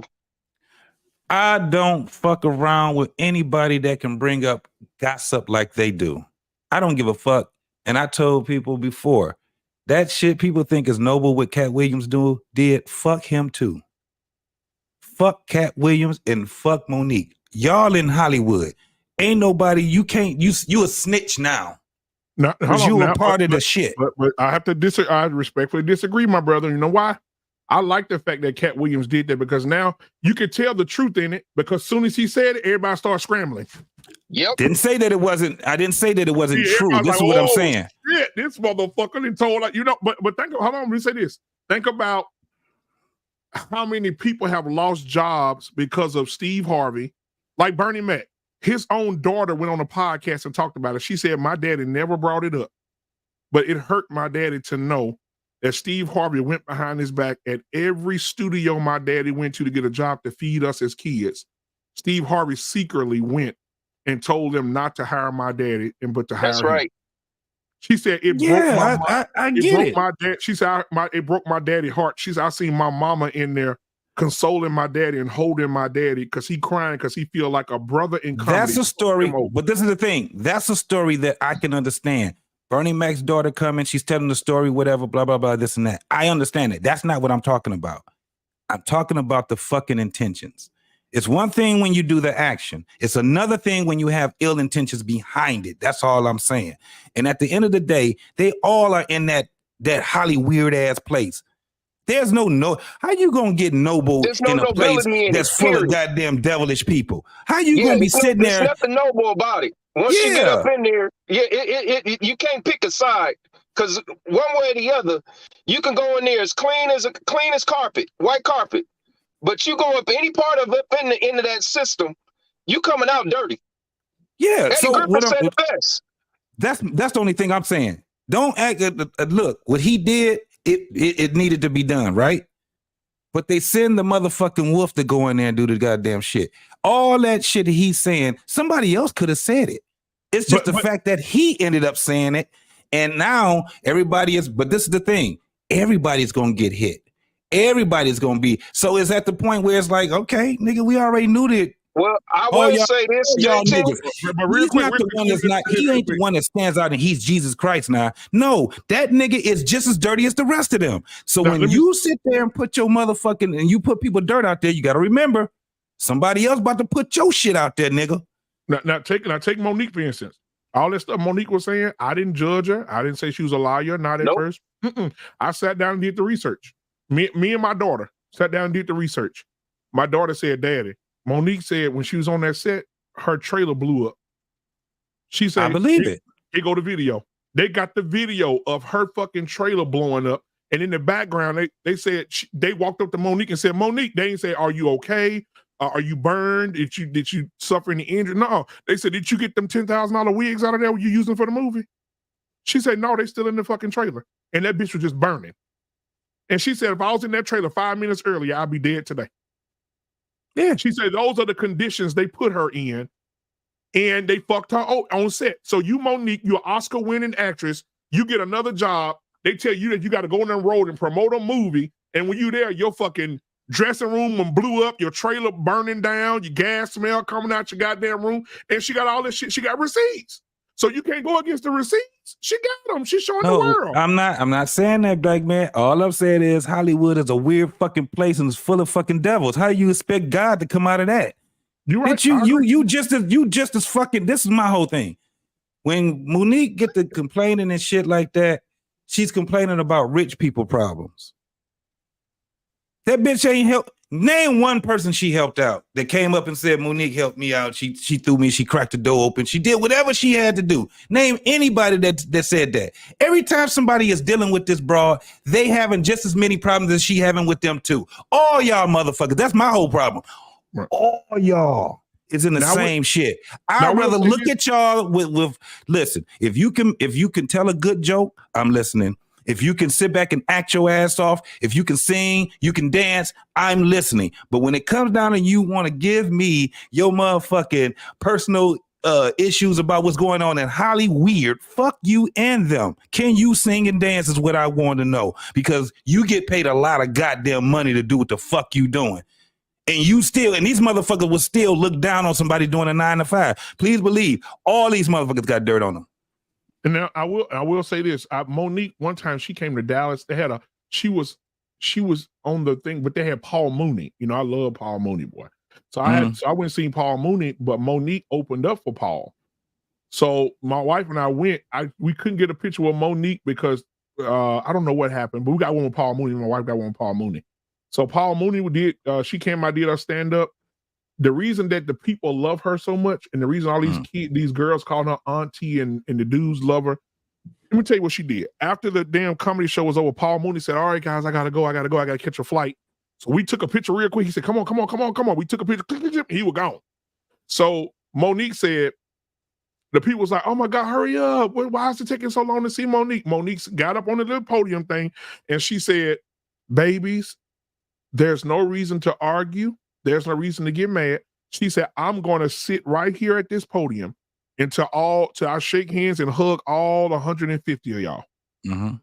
She said, "I'm not going nowhere." She said, "Okay." So she said, we ain't got to be in no rush. She said, I promise you, I'm going to touch everybody in this line for supporting me. For sure. And she do that everywhere she goes. She don't leave the arena no matter how big it is. She says she sat in the arena some nights 3 hours, shaking and hugging people for 3 hours straight. So that's why our fans love her. Because when they see her, she hugging and kissing and telling them, you know, she love them. You my baby, you my niece. You know, she interact with them online and shit, like inboxing them directly and shit. So her fans, they die hard, bro. Oh, no doubt. Well, I'm not saying that's why I'm saying what I'm saying. I'm not saying that she's a bad person in that sense. I already know she was. I mean, I had a couple of, you know, where she came on. I didn't go see her per se, but it was whoever was headlining and she was there. And that's if you got a chance to see like the big Monique. Yeah, when you got to see her, the link is at the top of the chat. When you got a chance to see her in that, and especially during the time that we talking about early 2000s, you know, the late 90s and things like that, man, I loved all these people. And still to this day, I like Cat Williams, I like Monique, I like all of these folks. I'm looking at it from a different angle, but once we start getting it to a point where it's more to push us as a community further away from each other, I ain't with that shit. I ain't with that shit right there. Y'all go out there, y'all figure we don't need that imagery no more. We don't need nobody sitting there and they out here arguing about who did this and who did that. Black folks, listen, my whole thing is this: either we gonna be together or we ain't gonna be together. This is where we at right now. Fuck all that other bullshit. Now we can sit back, call out just like any resident. Like Monique was one of the ones that can call somebody out and then she say, I still love you. Bullshit. You can't keep putting a motherfucker's world out there and then say, but I'm only saying it because I love you. We know that's bullshit. Either we gonna be together or we not gonna be together. If the imagery is gonna be there, either we gonna do it, or if not, let's just keep going the way we are, separate and say, look, y'all them type of niggas and we those type of black folks. If not, if we gonna look at ourselves as trying to get together, there's no fucking way we can be dealing with this bullshit. And to what Clement said, we have to stay out of the smoke screen. Because sometimes these kids, when they don't get what they want and they get in their feelings, they'll put a narrative out on their parents and make you feel some way about their parents. Like you just said, but she couldn't do it for her son, though. No. Because let me tell you why. Brian McKnight kids did him the same fucking way. Brian McKnight's sons, he used to take them on tour with him. He bought them their first cars. He made sure they went he spent money on their Sweet 16 birthday parties. He had them in at the little basketball tournament. Everything that they had as kids, he was there with them until they became adults. When they became adults, they felt like daddy should continue taking care of them and they don't do no work. Entitlement, right? They start putting out my daddy. I mean, they got on video. One of the sons said, "My daddy a fucking deadbeat. He trash. He don't do nothing for us. Now he done married this other bitch, and he taking care of her goddamn kids. And they just had another baby. And come to find out, Brian McKnight said, okay." He said, "I've been quiet, but I'm gonna show you something." He pulled them fucking receipts out. He said, "I had a contract with my sons. Y'all 23 and 27." He said, "I paid their rent at their apartments up to a year. I bought them a car, paid their rent up for a year, gave them both $15,000 a piece and told them this is it because you grown and you need to find your own way." When that shit ran out, they started clowning him, calling him a deadbeat, and everybody was like, "Brian McKnight is a sucker nigga. He can't take care of his own fucking kids." But that was some fuck shit right there. Yes, absolutely. But see, that's just it, though, BMU. We're not talking about Brian McKnight because we already seen that. Monique herself said that she wasn't that type of parent. Okay. She wasn't that type of parent to her older son. See, so when he came out and said what he said, he was only backing up what she done already admitted. Right. See, so that is. See, so kids, I don't know. These kids, I agree with you. No, I agree with you, but see, we can't put him in the same standard as Brian McKnight kids because he was from the get-go. Monique herself said she didn't have much of a relationship with him. It was her assistant that was more her that raised that boy to be raised that boy. See, so his argument that he's coming out with, and you got to think about it. When he came out and said what he said, everybody started talking about that he had some mental issue or whatnot. Well, I'm sorry. I know we got some sociopaths out here, but the way how he was talking and how he handled himself, especially when it came to addressing Uncle Sid as daddy, that's telling. But he said though, I'm gonna see if I can find the clip. He said that. He said, guys, I deal with mental illness. I take medicine every day for mental illness. He said it right in the comment. He said it right on video. He said, I take medicine every day for mental illness. If he take medicine every day for mental illness, you started the conversation out like that, nothing you say is formidable to me. Because that means you in your feelings or you having a moment and nobody really understands a person who is on mental medication every day. But hold on, before we go. Embrace the Grace in the building. She's been waiting patiently. Hey, Sugarfoot, happy Sunday, baby girl. How you doing? I thought you were coming on at 2 today, so I got the workout in before, but it's all good. I'm here now. Hey, Miss Confused. I'm confused. Hey, oh my God, you want to come up, baby? I'd love to have you up here too. But yeah, what do you think about the show so far, Embrace? The one thing I have to say is we have to understand that Lucifer was the angel of music. Okay, so he is going to use entertainment, music, sports to get and penetrate us. And of course, we, as they want to say, we are colorful people and we are entertainers. So they use our weakness against us. And that is how they penetrate, through Hollywood, through music. You know, I've heard that sometimes a Taylor Swift concert where they lower the lights and it's like she's casting spells.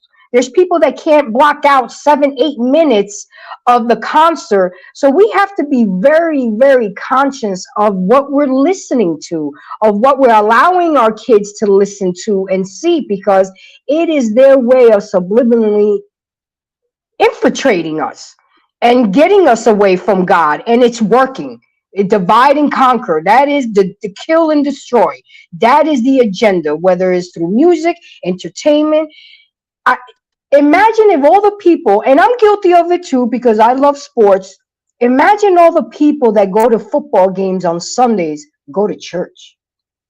You see what I'm saying? We'll spend all this time tailgating, having parties, but we won't go to church. Why? Because it's a distraction. They use it as a distraction.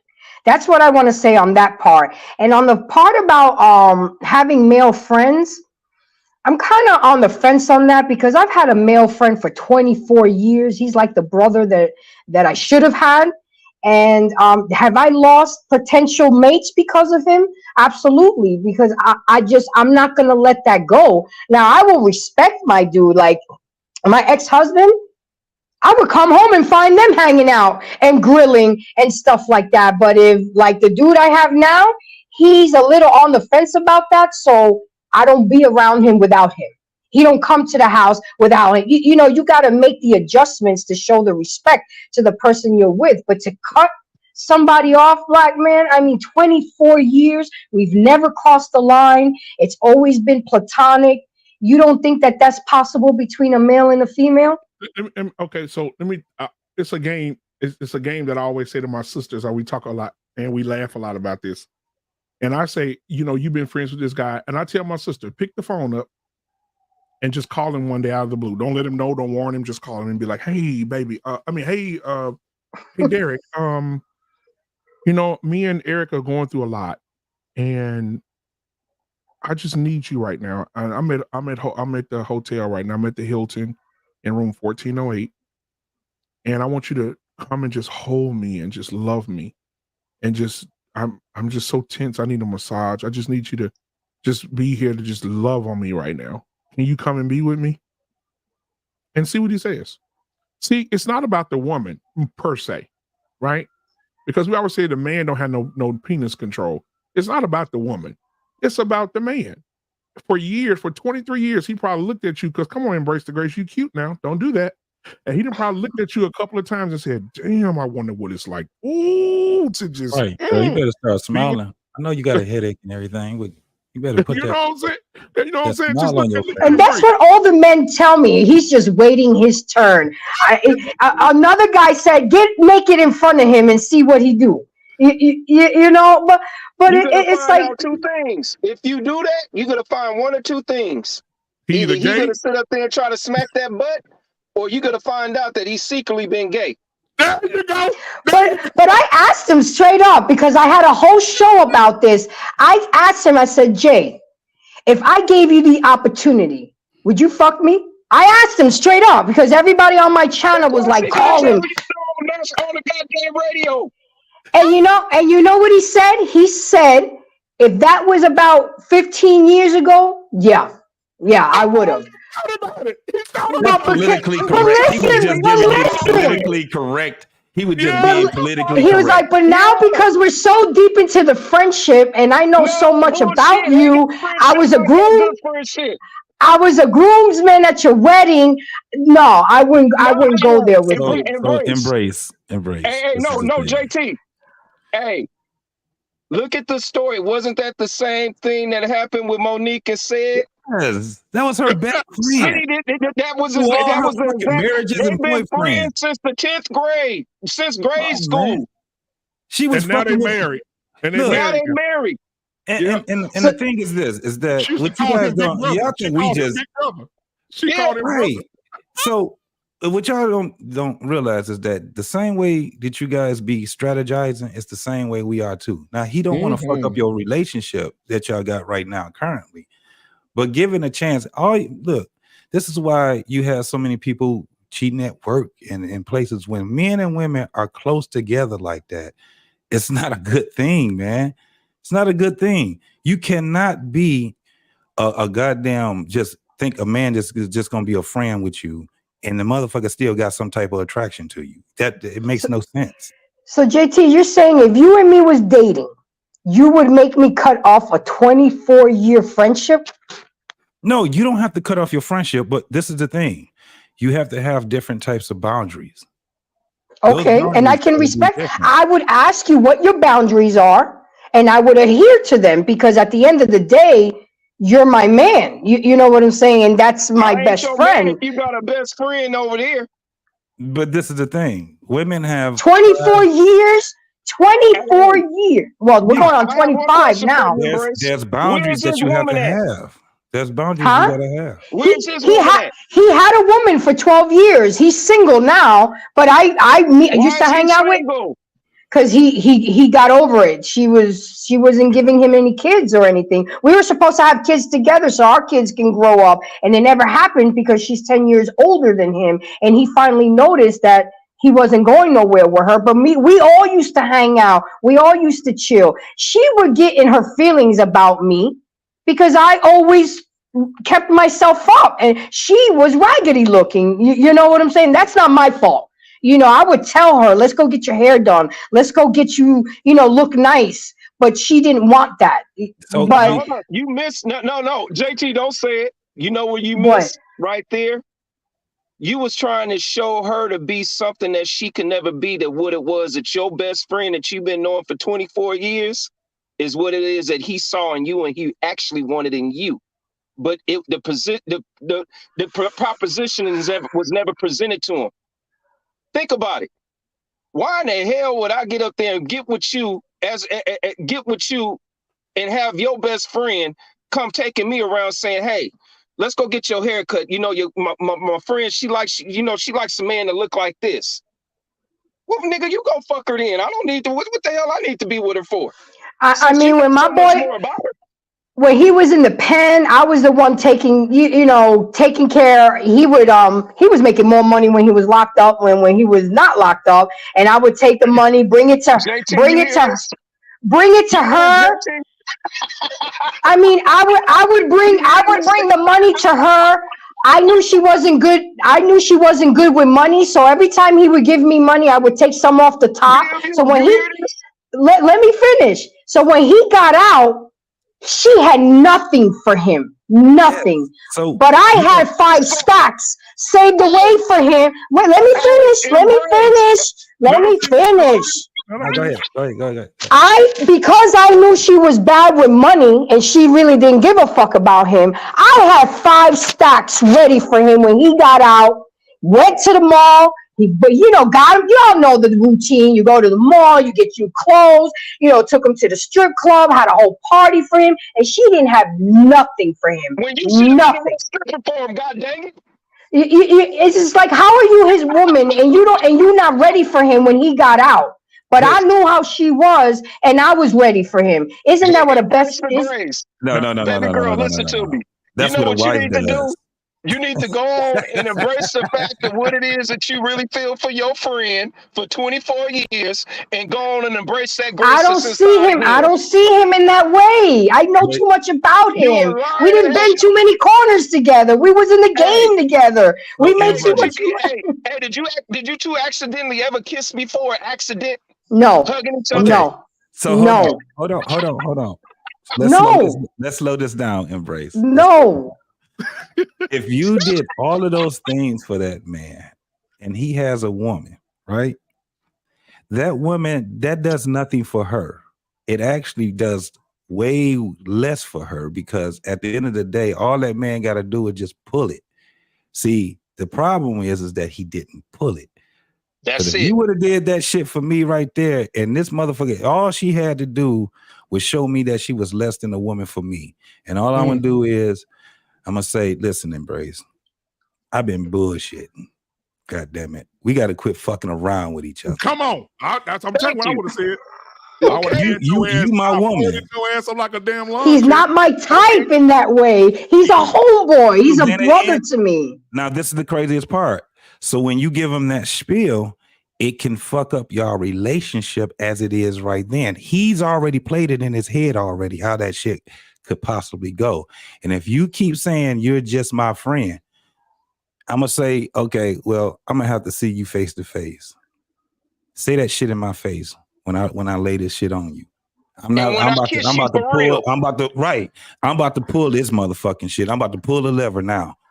Yep. So then when I pull the lever and say, listen, all these other bros I've been having, man, they ain't did half the shit that you did. Come on. The only thing we got to do now is just pull this shit together. If you looking at me like, if you doing these things for me right here, you already my woman. Yep. Let's go ahead and pull it. Yeah. I mean, I'm even gonna have a show. I'm even gonna have a dating. I'm gonna have him on my show to find him a woman. We're gonna have like a Kendra G thing. I said, Jay, let's put you on the show with me and let's find you a woman. You know, they all gonna end up being less than what you've done for him. You set the bar. You set the bar already.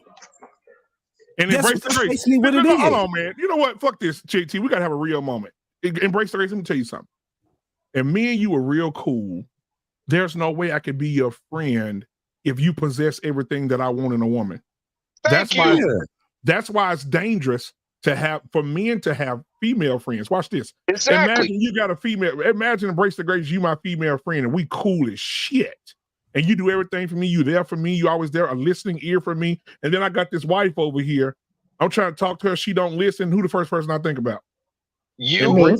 Embrace. Listen. Yep. She won't laugh at my joke. Embrace laughs at my joke.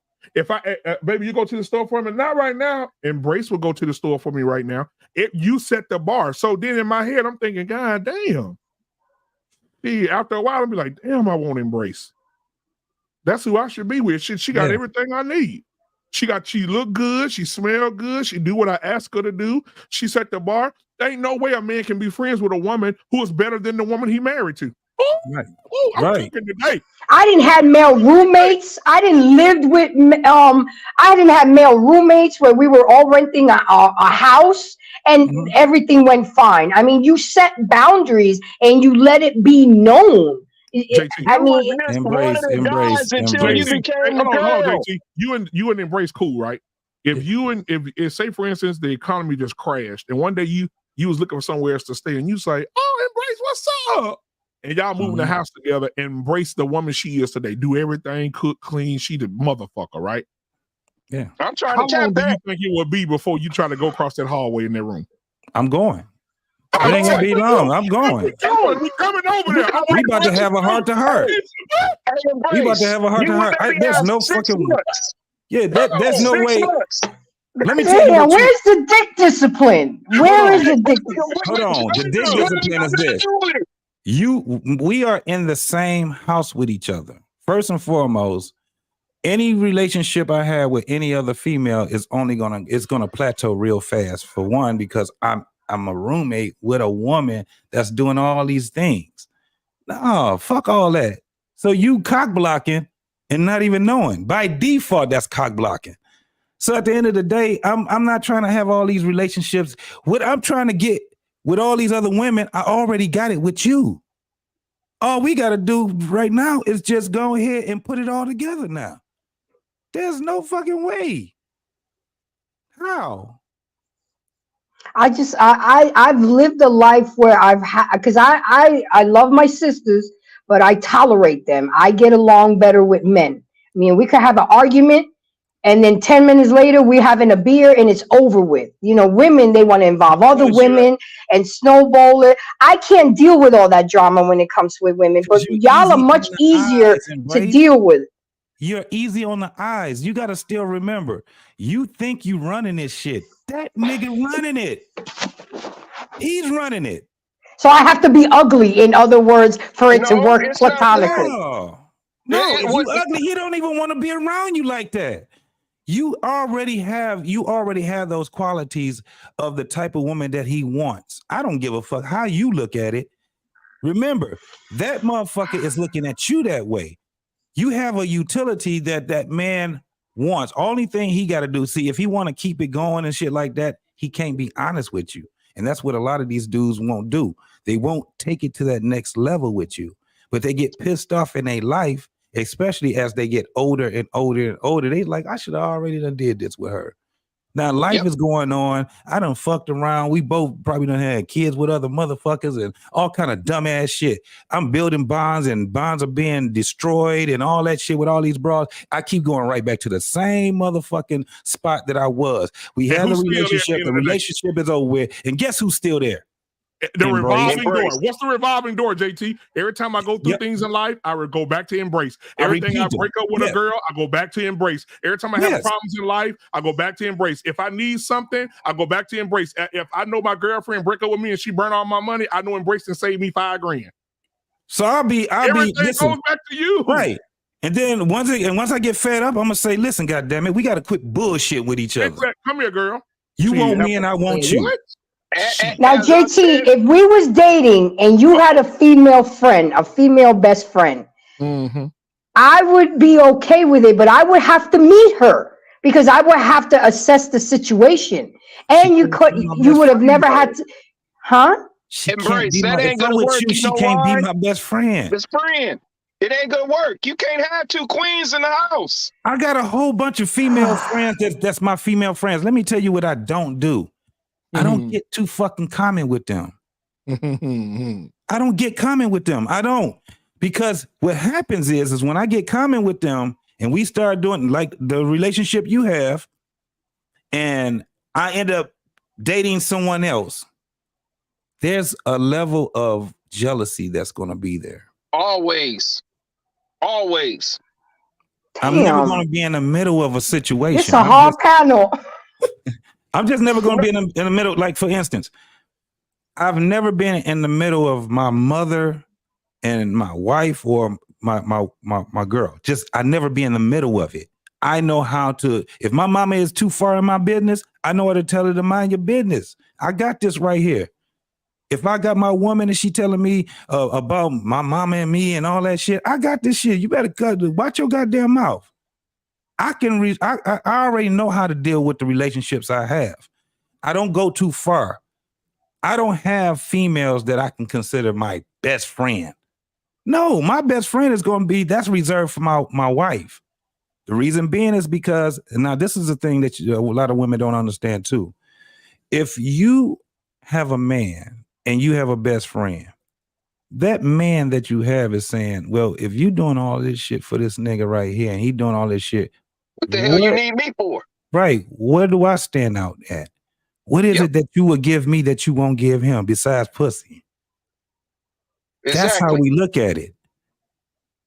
Motherfucker, come on. But isn't that the most important thing? That is the best of me. You're getting, JT, you're getting the best of me. Hold on real quick, guys. Let me say this. Embrace, I'm gonna be transparent. I'm gonna have a transparent moment. All right. When I first met my wife before we got married, I had a friend of about 20s. Her mom and dad moved into our neighborhood when she was like 6. So I've been knowing her since we were 6 years old. and we were best friends. She stayed right across the street. Beautiful girl, goddamn. And we used to go out, and when I played sports, she used to do the workouts with me. When she ran track, I used to do the workouts with her. Like I go support her, she support me. As we got older, I started seeing her date guys. I'm happy for her. I'm dating girls. She happy for me. Then all of a sudden, I started feeling some type of way. I say, damn, let me shake that off. So we never did anything. So then I start, when I got married or whatever, and I said, baby, this is my best friend. When my wife saw that girl, my wife didn't say nothing. She didn't get jealous or nothing like that. But when my wife saw I find, woo, my wife like, you sure that's your friend? You know, okay. Because my wife was like, you sure that's your friend? Because what? I'm like, she like, damn, like, that's your friend for real. Y'all ain't never crossed that line. I said, no, baby, we ain't never crossed that line. She said, then this will fuck me up. She's like, but have you thought about it? I said, man, let me get back with you. I got a phone call. I call you right back. Somebody just called me. I remember times where she was working out. I'd be like, God, that's my friend. That's my sister. That's my friend. I look at her like my brother. Oh, I can't. That motherfucker used to be so fine. Boy. And so she said, if I thought about it, I couldn't answer. Just like are y'all friends now? Are y'all still friends? Hell no. I cut that shit off. Hey, black man. No. Hey, black man. No, because I knew that my wife wasn't comfortable with that shit. She was not. So I'm never gonna win this, am I? No. Hey, black man. Yeah.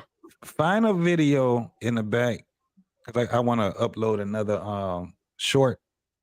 Okay. So they say you got need too to get many. rid of one. Yeah, get rid of one so I can upload it. Yeah. Before we do, want to take a quick commercial break while Embrace the Grace takes a Embrace the Grace take a break. Here we go, a breather. All right, we'll go back to our Black History Month, guys. It's Black History Month, and we want to make sure that we celebrate Black History Month. In light of that, we want to address people like Rosa Parks, Harriet Tubman, things of that nature. And we start with this. My name is Rosa. They say I'm supposed to sit in the back, but I'm tired here, so I'm finna sit right closer. Come get me up then. It's gonna take about 3, 4, 5 men. And I ain't finna repeat myself again. Fight me. Somebody get her.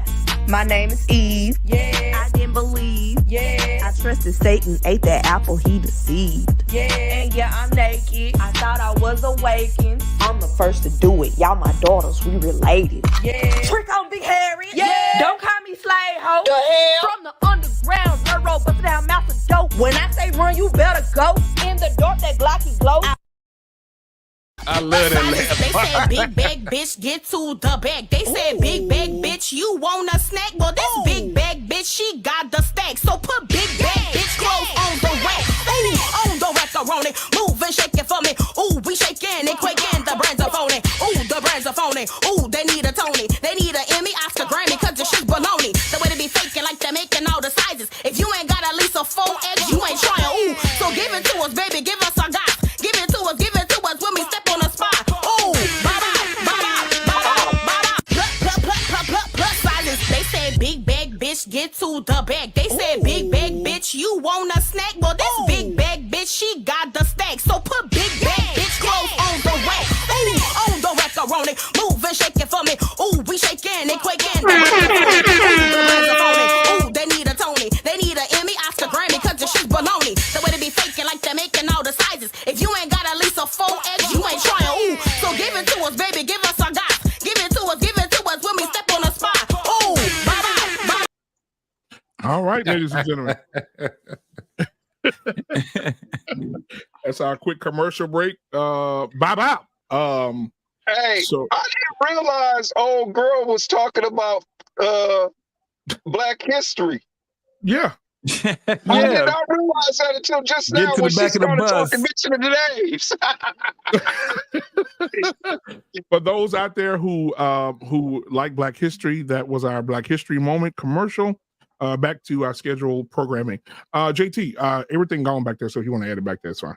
No, not in that one. I'm talking about in the branding part. Okay, I got you. Yeah.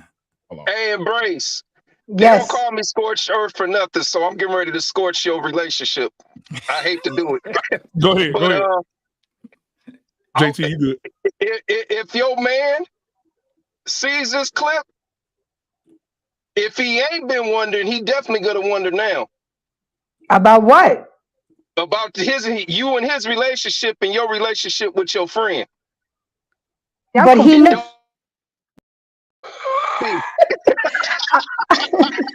but my man right now knows about him and they've met. I made sure that they met off the rip.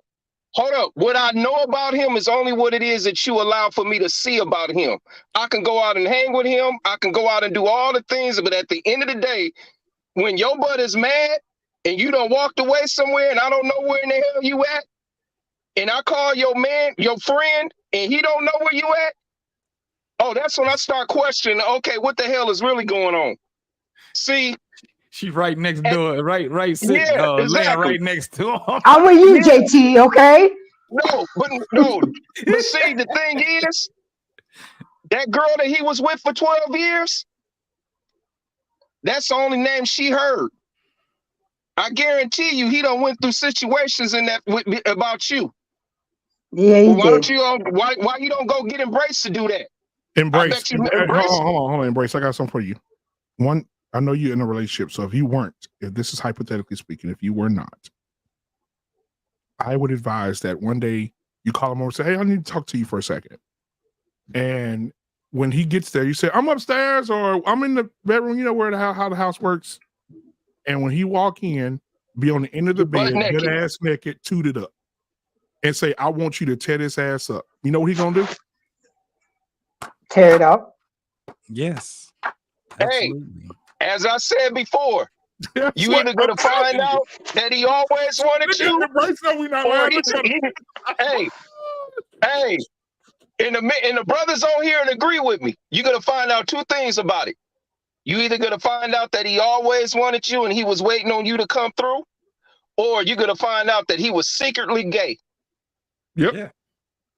Because honestly, no man in their right mind is gonna be in a relationship. I couldn't be in a relationship with a woman like you and be married.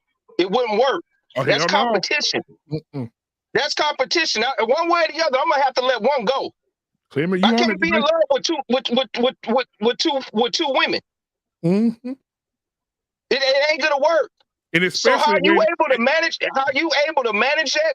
Believe me, the only reason why you managing that is because the man you with right now, maybe he don't care, but you may never get married to him because of the fact that he's only gonna give you what it is that he knows that because believe me and you, ain't gonna be no way in the world that man is gonna marry you and still allow you to be best friends with that man that you've been friends with for 24 years. Ain't gonna happen. Ain't no woman going to Embrace. Yeah. Ain't no woman gonna be better than you in your friend's life. That's right. No matter who he meet, no, you are the standard for him. You the standard. In his head, he probably saying, if you can't do what Embrace did for me, I don't want you. Yep. This is the thing also, when you know a man is actually, I love you, baby, but you just put an impression on the man, and the man's if you know a man is, especially when he in his bag of being that man for you, it's like this nigga got his best, he giving you his best moves and he's trying them out on you, and at the end of the day, one of his best moves is going to be able to have boundaries, and he's going to give you boundaries within y'all relationship. And let me tell you what he gonna do. He gonna push that nigga out your life. Trust me when I tell you, when we give our best dance, I'm telling you, our best moves, that shit don't look, it's not always gonna be comfortable for a woman, right? Until you get used to it. If you ain't never had a man to give you his best moves, let me tell you what it's gonna look like. Toxic masculinity. It's gonna look like what they call it now, love bombing. It's gonna look controlling. It's gonna look crazy as fuck. But if you get comfortable with being up under that man's tutelage, let me tell you something. You ain't never in your life have to worry about shit. You ain't got to worry about a goddamn thing, because guess what he's allowing you to do? Your best moves for him. And if you got some good moves, and he see you got some good moves, he want to see you do some somersaults, and he want to see you do some more shit. He want to see That's what it is. And you can't do it when you are concentrated on another fucking man. That best friend shit is out the fucking I'm gonna find him a woman. Baby, you just got friendly pussy. I'm gonna find him a woman. Watch, I'm gonna put him on my show. We're gonna do a Kendra G type shit, and we're gonna get him a woman. Okay? Because of the fact that they ain't gonna stand up against you. Embrace, right? Embrace. Think about this: when you get those women on the show, look at their characteristics and the things that they do and the things that they won't do, and compare them to who you are, and watch how that show fail. You will not find her. It's not. All you doing is finding him some pussy. If you told him today, I got myself cloned, she's just like me identically, he'll marry her tomorrow. Yes. I mean, we already talked about what his standards are going to be for the woman and everything that he likes and wants. That's all Hold on, Clement. She's saying something special. Yeah. He already told her what characteristics he's looking for in a woman. Now, embrace the grace. Give me just a second. I want to make sure I'm going to make this right. Embrace the grace. Did those characteristics meet the woman that you are? Yes or no? Yes. She has to be able to cook. She has to be able to keep a clean house. She has to be able to manage money correctly. She has to be able to give it up on demand. And she has to be, well, I can't do this, but she has to be able to give him a child. Hey, he only said they have to give a child. But if it was you, he'll be willing to marry you and still be with you and adopt a child. So all that you just said flew over the cuckoo's nest. It went way over. Is he cool with your son? Yeah, he's the godfather of my son. God damn, he's a father. He was a groomsman in my wedding. He was a spy at the bachelor party. He was my spy at the bachelor party. JT, Monique has said part 2. Embrace. Okay, let's go through this. He knows your son well. He's the godfather of your son. He knows that you went through a marriage. He knows your hurt and pain. He knows you like what you don't like. He's been there for you in some of the most intimate moments of your life. When you had your son, when you were married, when you got divorced, he knows everything about you. You know everything about him. You have supported him and saved for him. He's been there for you. Y'all know everything about each other.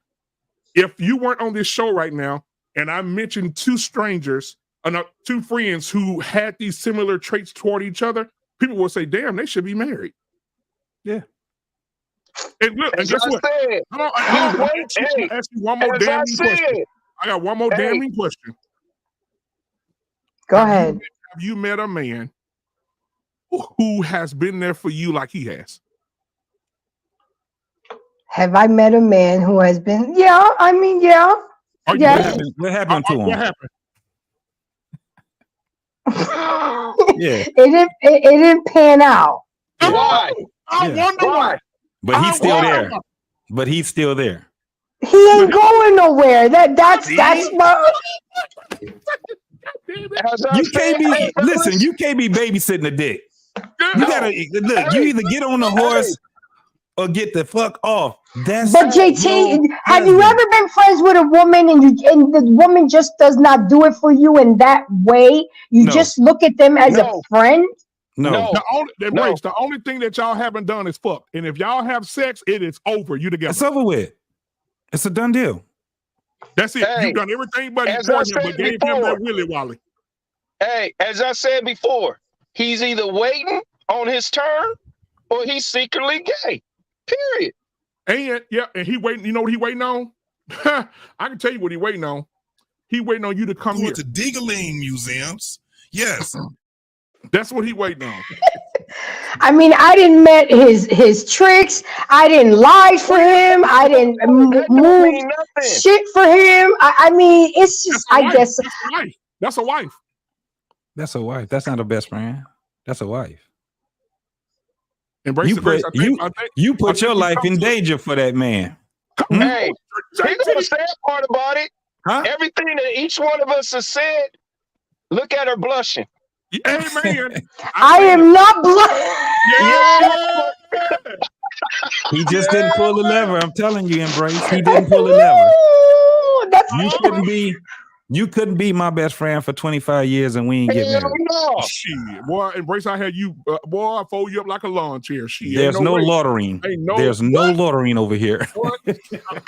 Come on, guys. Y'all are thinking with your dicks. No, we're thinking with common sense. You know what? Embrace. Most men that are with women, walking most around, making breakfast, and as you making it, as you splatting up the eggs, I'm splatting you from behind. You know what? You guess what? Most men, you say we're thinking about our dicks. Most men are first when it's a good woman and they have good intentions. Most men are not attracted to women for sex. They're attracted to the way you think, the way you move. They can trust you. They know if they put something in your hands, you can multiply it, and then the sex comes later. Yeah. Right. 24 years. Yes. Listen, and Embrace. I swear to God, if you had sex with him and all those emotions that he had in his life and all that hurt and pain, that you were there for him and you saved for him and you did stuff for him, you dropped things off for him, all that stuff inside that man is going to have sex with you and you will never be able to recover from the feeling you have from that sexual intimacy. You'll never be the same. Yeah. Hey, I got something else. JT and BMU, you would agree with me. Embrace. Has he ever walked to you and you gave him a hug and you felt all the weight and everything else that he was carrying on your shoulder? Yes. That's the but, man right there. but we hadn't seen each other in 3 years. No, hell no. Why? Why? That's even worse. That's even worse. Why? In 3 years and when y'all get back together, ain't nothing changed. So why? Why did you not see him for 3 years? Because he moved to Georgia and I was still in Florida, but now I'm in Georgia and he's here too. So did you guys talk during that 3 year being away from each other? Y'all just didn't say anything to each other? Not really. No, we had a little hiatus. So. Okay, all right. I understand that because But we picked up right where we left off. No, we picked up right where we left off. We just, he moved to Georgia to try to better himself with his brother. He finally left that chick to get on his feet. I was going through my separation. And then when I decided to move to Georgia, because everybody thought I was moving to Georgia because of him, and it wasn't because of that. And then no, it wasn't because of that. Hold on. But coincidentally, you end up in the same place he at. Oh, okay. I'm just making sure. I had a choice between Georgia and Michigan, and I chose Georgia because of a job opportunity and the weather.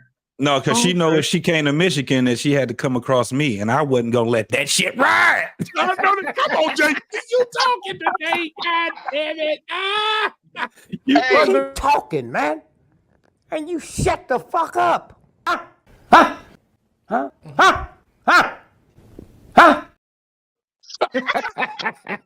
Okay, let me switch it over a little bit now. When you guys were talking about the makeup, the eyelashes, and the wigs, I think it's getting out of hand nowadays. I wear makeup, I wear eyelashes, but sometimes you can't even tell that I wear eyelashes because I make it look natural. Like I just got into foundation. I think that the women don't look like them anymore. Makeup is supposed to already enhance the beauty that you have.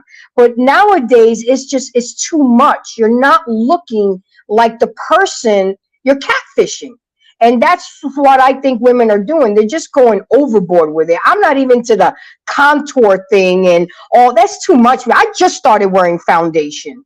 I just think, and you guys, and you men are right. I didn't know until I watched Kevin Samuels that y'all men didn't like the weave, didn't like the eyelashes, didn't like the long claws, because that's what I saw every other woman do. So I really didn't learn that. I'm like, wow. But why do you think women still keep doing it? If y'all are telling them you don't like it. Following with each other. They're in competition with each other. They don't care anything about what we're talking about. This is the thing. Men generally never had a problem with a woman making her, when you're going out and stuff like that, a woman making herself up. You had the blush and all that crazy ass shit, but it always was close to her natural self. She still looked like that woman. Nowadays, they're not. We ain't talking about eyelashes so your eyelashes can just look fuller, right? That's not what we're talking about. We're not talking about you're making extensions because you just want your hair to look fuller. We're not talking about the rosy cheeks and all of this no more. What we talking about is these motherfuckers look like total different dolls. They don't even like human beings. They look drag like queens. They like drag queens. Anybody they look like they ready to wanna die, come up on the panel, right? Anybody want to come up on the panel? The link is at the top of the chat, guys. So they look like they're ready to die. They look like they're you just put them in a casket, and that's what they look like now. The shit doesn't look real at all. I've never myself found it attractive. Like if you ever seen an Ebony Jet, the when they used to have the advertisements and you had the models that was on there, they had a lot of fucking makeup on. So they didn't look attractive. They just looked like the models that they were, whether they were modeling for alcohol or, for a car or something like that. They didn't look real. So it wasn't like they were being, they kind of like look like models. Like if you ever seen the models, that the models clothes, swimsuit and all that shit, they look okay, but that ain't what you gonna see when you see their ass every day. We want the woman to look like a goddamn woman. That's all you got to do is look like a damn woman. They look like men, looking like women, looking like men, looking like women. That's the problem. And their attitude is shitty as fuck. You know how crazy that shit looks to see a woman with 18 inches of yaki and those long ass fucking eyelashes with that dumb ass shit on their face, and then they probably got cartilage or whatever the fuck in they lips and shit like that, talking about some bro, that's cap, bro. That shit. Hey, Fuck don't forget niggas. them. Hey, JT, don't forget them long nails where you trying to figure out how in the hell they wipe their butt with them nails that got dang long. Yeah. And then they got that dumb shit right there. Now understand this. There is a psychology that comes down to the whole way on how women make themselves look up, like the rosy cheeks, right? Shit. I'm just gonna say it. That shit has everything to do with sex. You ever seen when a woman has sex, your nose flare up? If you're light skinned like Embrace, you got your nose start turning pink and red. Your cheeks are rosy red. You got it's the whole thing with that. It's a psychology that they have with that, not this dumbass shit here. The psychology with that is that you look like you about to go to Pope's funeral home and lay in a fucking casket. That's what you're looking like. Or you're looking like a dude trying to look like a woman, trying to look like a dude. Damn. That's crazy to me. I try to always, when I'm on a panel or I come to a show, I always try to look like what my profile picture looks like. I care about the way I look, but I just don't kick it up the way it's too much. And I agree with you guys. I've seen these tutorials where, have you seen them where the woman is plain as day and maybe in her 50s and she does her makeup and now she looks like she's 30, teeth, eyelashes, everything. And it really is crazy. The game's so real now. They put in like fake little cheeks and like fake little lips, and then they'll just do the makeup around it to blend everything in. And before you know it, this how unrobing like a plastic bag. You hear me? Listen, I don't even think we would ever have a problem if black women had weave that looked like what comes out of their skull. Yeah. Can you imagine the afro weave with the afro puffs and you know what I'm saying? That's why I never have a problem with braids, because at least it looks like it comes out of your skull.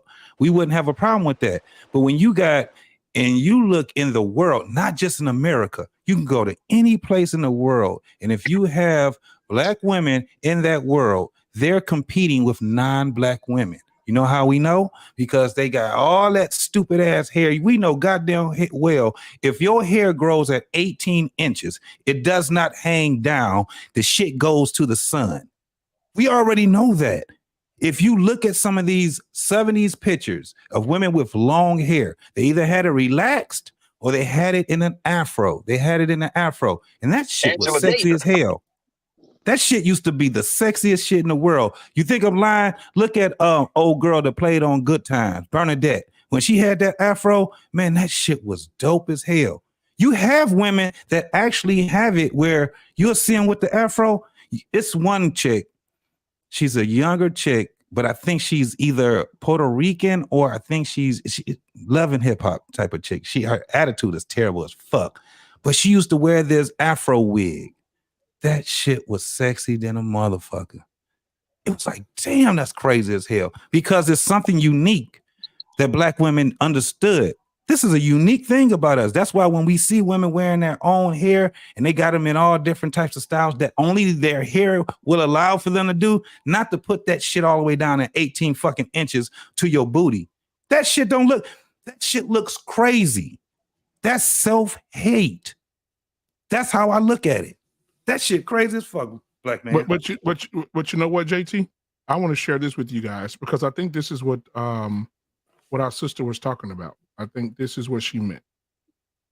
Let me play this real quick. Where'd she go? No, she had a phone call came through. She said she'll be right back. Message. Here it is. Subscribe. The hell?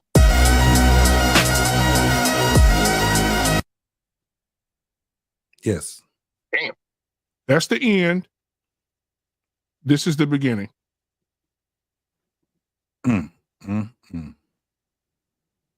Beginning, end. And that shit does not, and I don't understand why guys think that shit looks sexy. That shit looks that's too much. But ain't nobody. That's a nigga, ain't it? OG, That's ain't a nigga. Ain't nobody fucking with that, really, bro. That's just some shit she doing for the YouTube. Ain't nobody really going up to there and actually trying to speak game on that house. Oh shit! That's a fact. Somebody gonna hit her. I don't care what Bro, nobody. black Somebody man. Let me. I understand somebody gonna hit her, but I'm saying for just the nigga that the woman. When I say the nigga that you want, I mean the woman that the man really want. Yeah, she not. Somebody in the chat said she like Rihanna. Somebody in the chat said she like Rihanna at the end. Hey, listen. Let's see how that motherfucker look in the chat. I bet he look like Information man. What's up, my guy? It's my big brother. What's up, information man? Hey, what's going on, man? I'm about to do a show pretty soon, but I just wanted to come up and say a couple of words about this issue.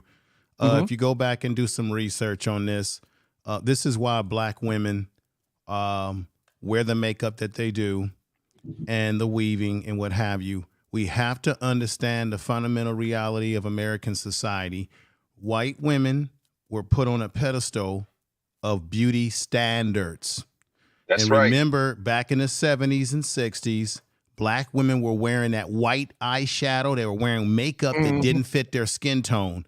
And the reason why black women were doing that is because when you look at all the magazines, before you had the Beverly Johnsons and what have you who broke through, most of the standard of beauty was white women. Black men, as Negroes, get on YouTube and talk the talk that they talk. Remember, black men were killed in this country at the hundreds across the South for looking at white women, for engaging with white women. Come on now.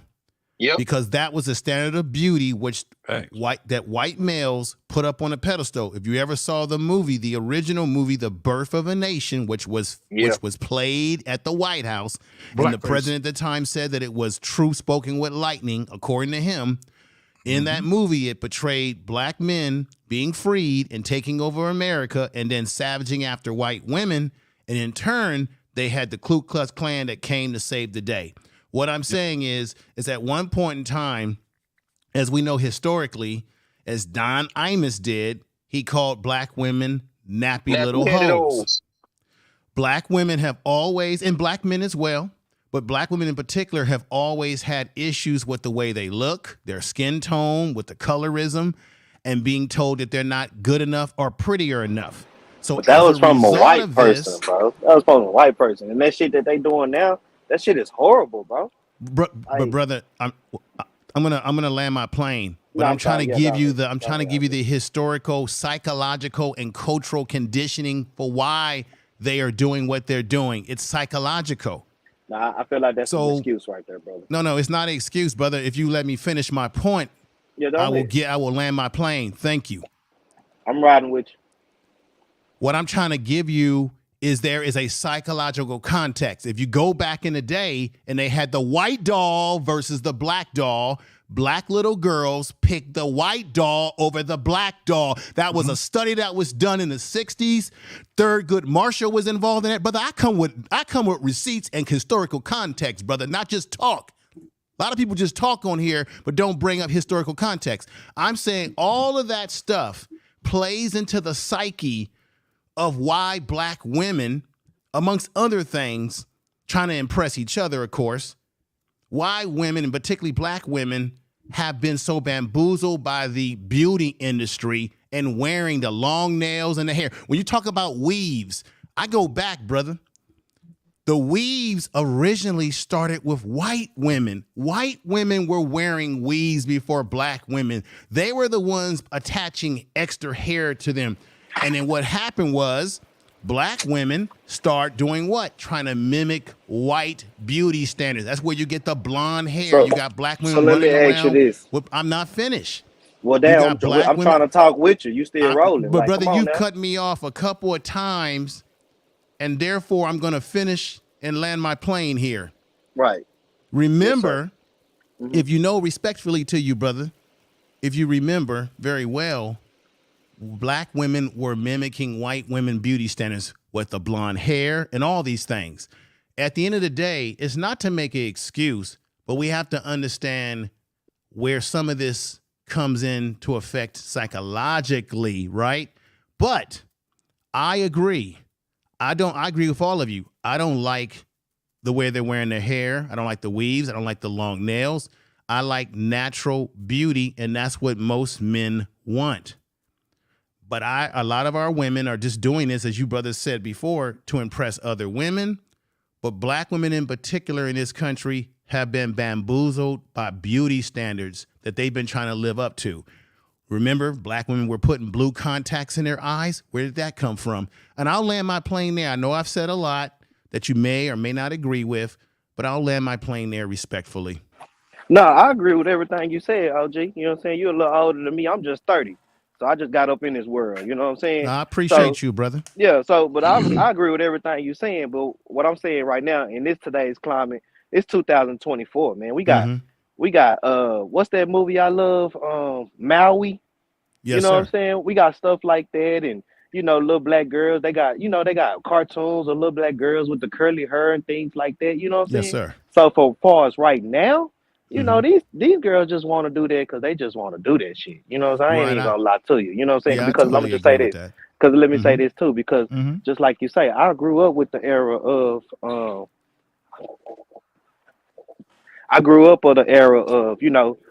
that 90s, 80s era, and all that was Halle Berry, like short haircuts. That shit was always fine and sexy.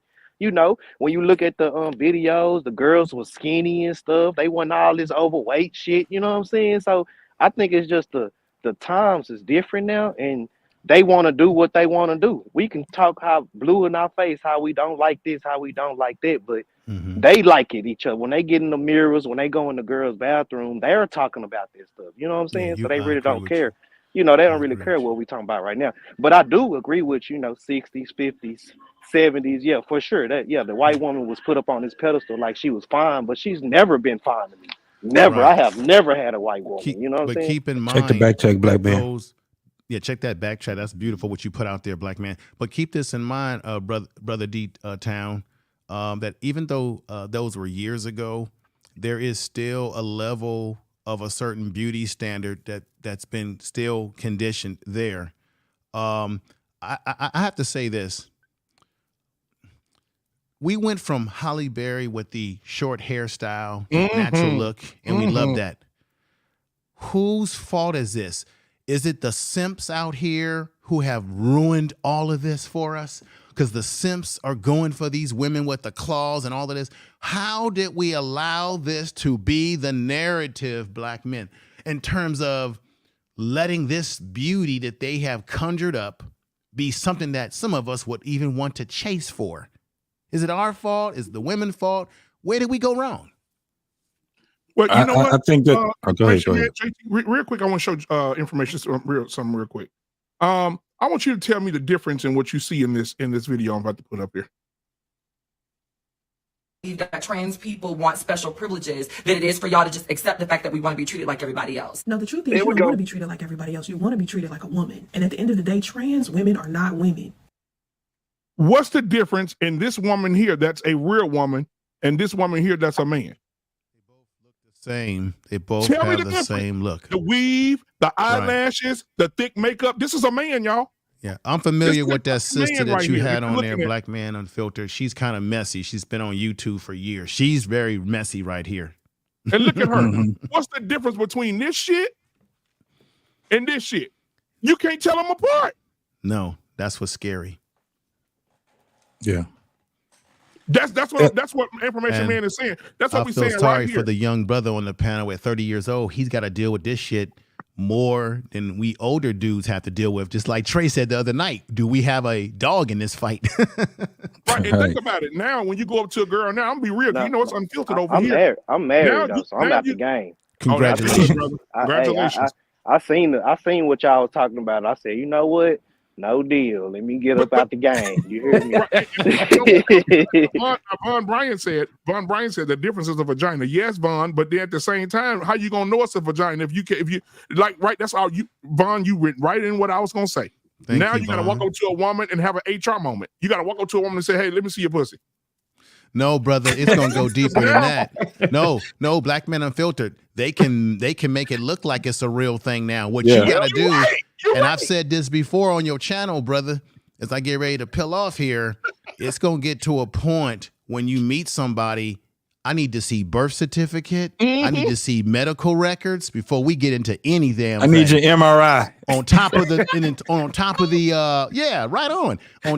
the do you have any diseases? So we got to go with, we need to make sure you ain't got a disease.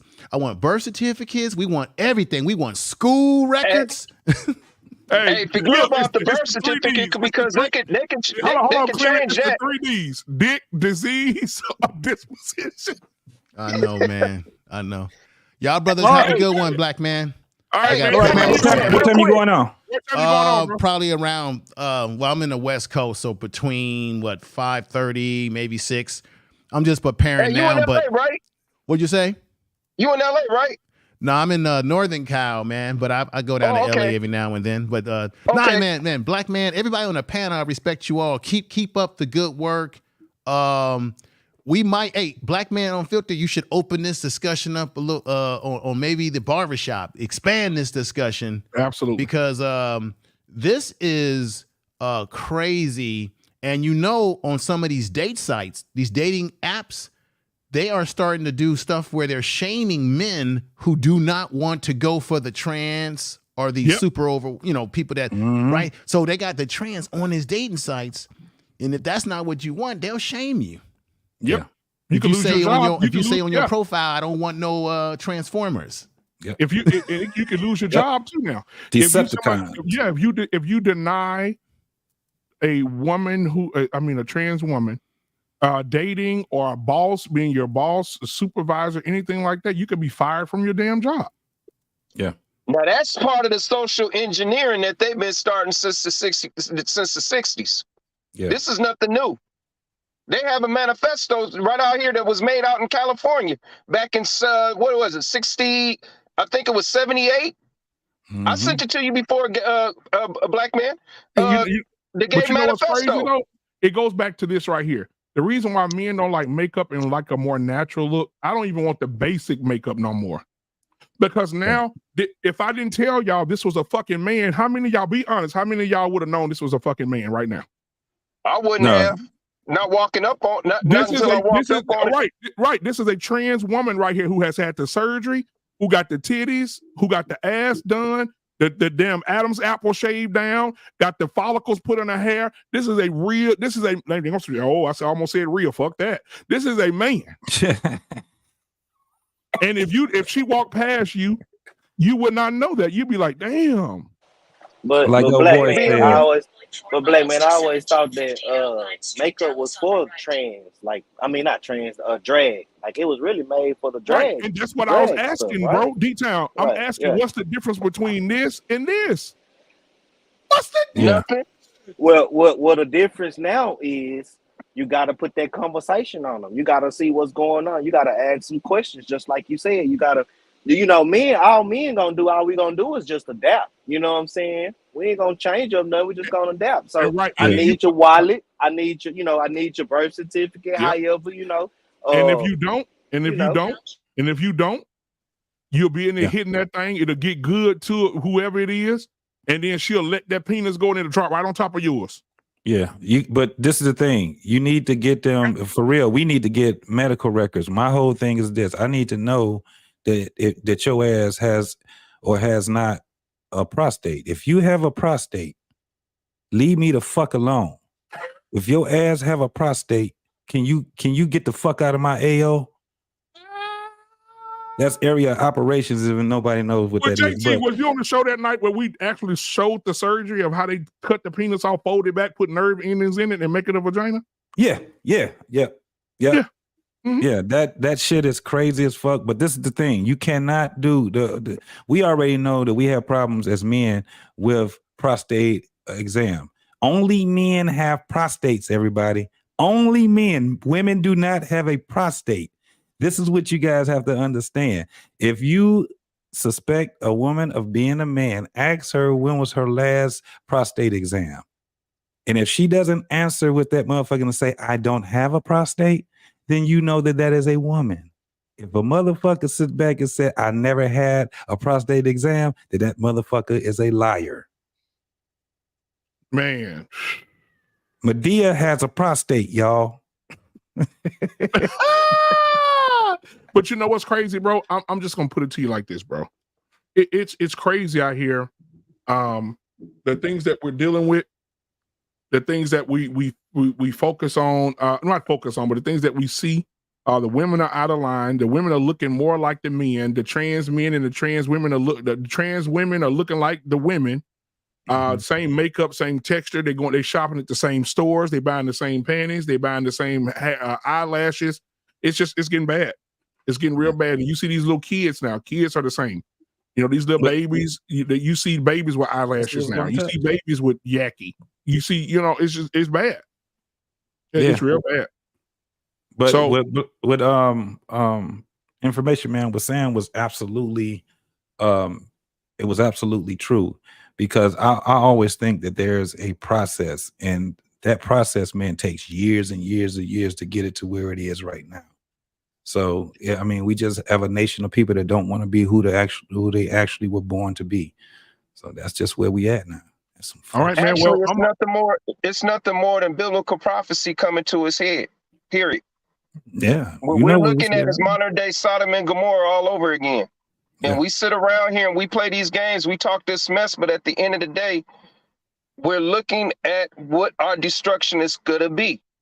Because people are just going around doing what thou wilt. Yeah. Honestly. And I mean, we could sit up here and we can play the games and think about it in the way how we think about it and move and act as we do.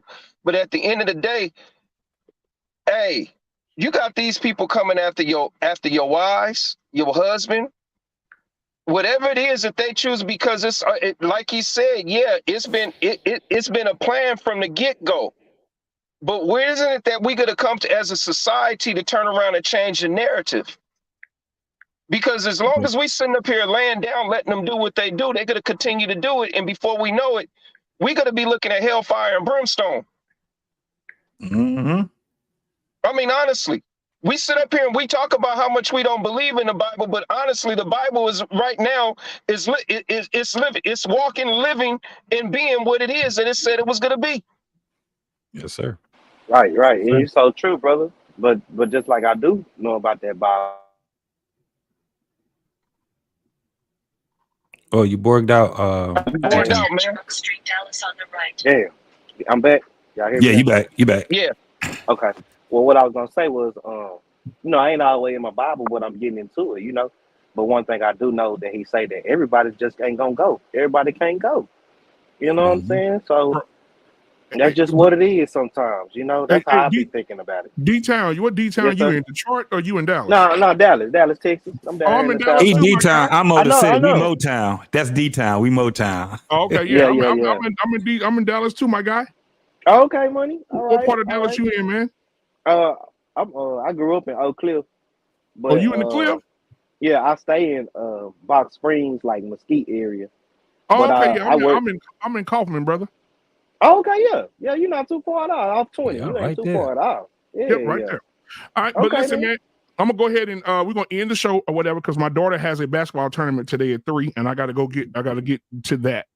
And so, but I thank you guys for coming up, man. Great conversation. We'll continue this next week. So be looking for that tonight. We got a show tonight, The Gray Area. They'll be talking about religion in different cultural religions. So make sure you, Clement, you tune into that for Mr. Bennett, Paul and Peter. 2 biblical names. That's crazy.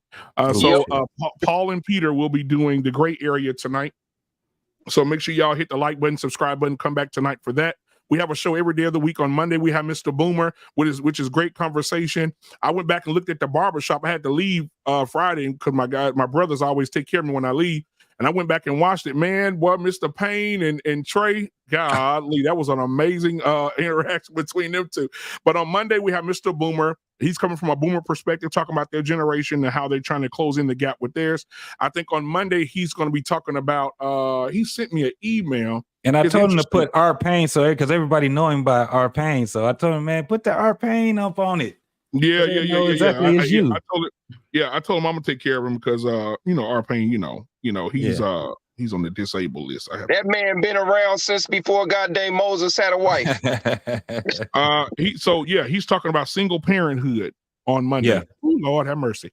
So he did a live earlier today on politics, marriage, and sports. And he did another one alive on Friday. He got 2 of those that he did for a couple of hours. Go check that out also, marriage, politics, and sports. Absolutely. So Monday we got Mr. Boomer R. Payne. On Monday, on Tuesday, Talk That Talk Tuesday, Wednesday, sports show at 7 p.m. Central Standard Time. And then we have my boy JT, What We Know Wednesdays. All right. Look, we might have changed it to Wild Wednesdays because those damn conversations, boy. Man, and that's at 8:30 p.m. Central Standard Time on Thursday. We have Dr. Nkumbe and Coach K. They were talking about cheating. Am I tripping? Or am I really cheating? They had that Thursday. They're going to do part 2 this Thursday of that conversation. We'll be back in the barbershop on Friday. Saturday, we'll have Miss Jenny talking from a perspective of a housewife, candid conversations with a housewife on Saturday. And Sunday, we'll be back with Peter and Paul again. So, and y'all will see me Sunday morning. I'll come in on Sunday morning and do these shows. So we can have interactions with that as well. So I appreciate all you guys coming in, man. If you didn't hit the like button, subscribe button, do that. If you want to donate to the channel, you see the cash up at the bottom of the screen. And I should have my super chats back Tuesday, maybe. They put me in YouTube jail because we too real over here. But we should see that back pretty soon. But man, you might as well not even put it on because the minute that you put it back on, so we probably gonna get kicked off again. Man, ain't that some shit? All right, but I appreciate you guys. Before we leave, give y'all something that Jesus made. Okay, there she is. That's how it's supposed to look back in this. Sister Hallie from back in. Lord have mercy. Thank you, Jesus. Hey, the Robosa Baba. Thank y'all for being here. We're gonna go ahead and get up out of here. We'll see y'all tonight, Mr. Peter, Mr. Paul. Love y'all, man. Love y'all. Subscribe now.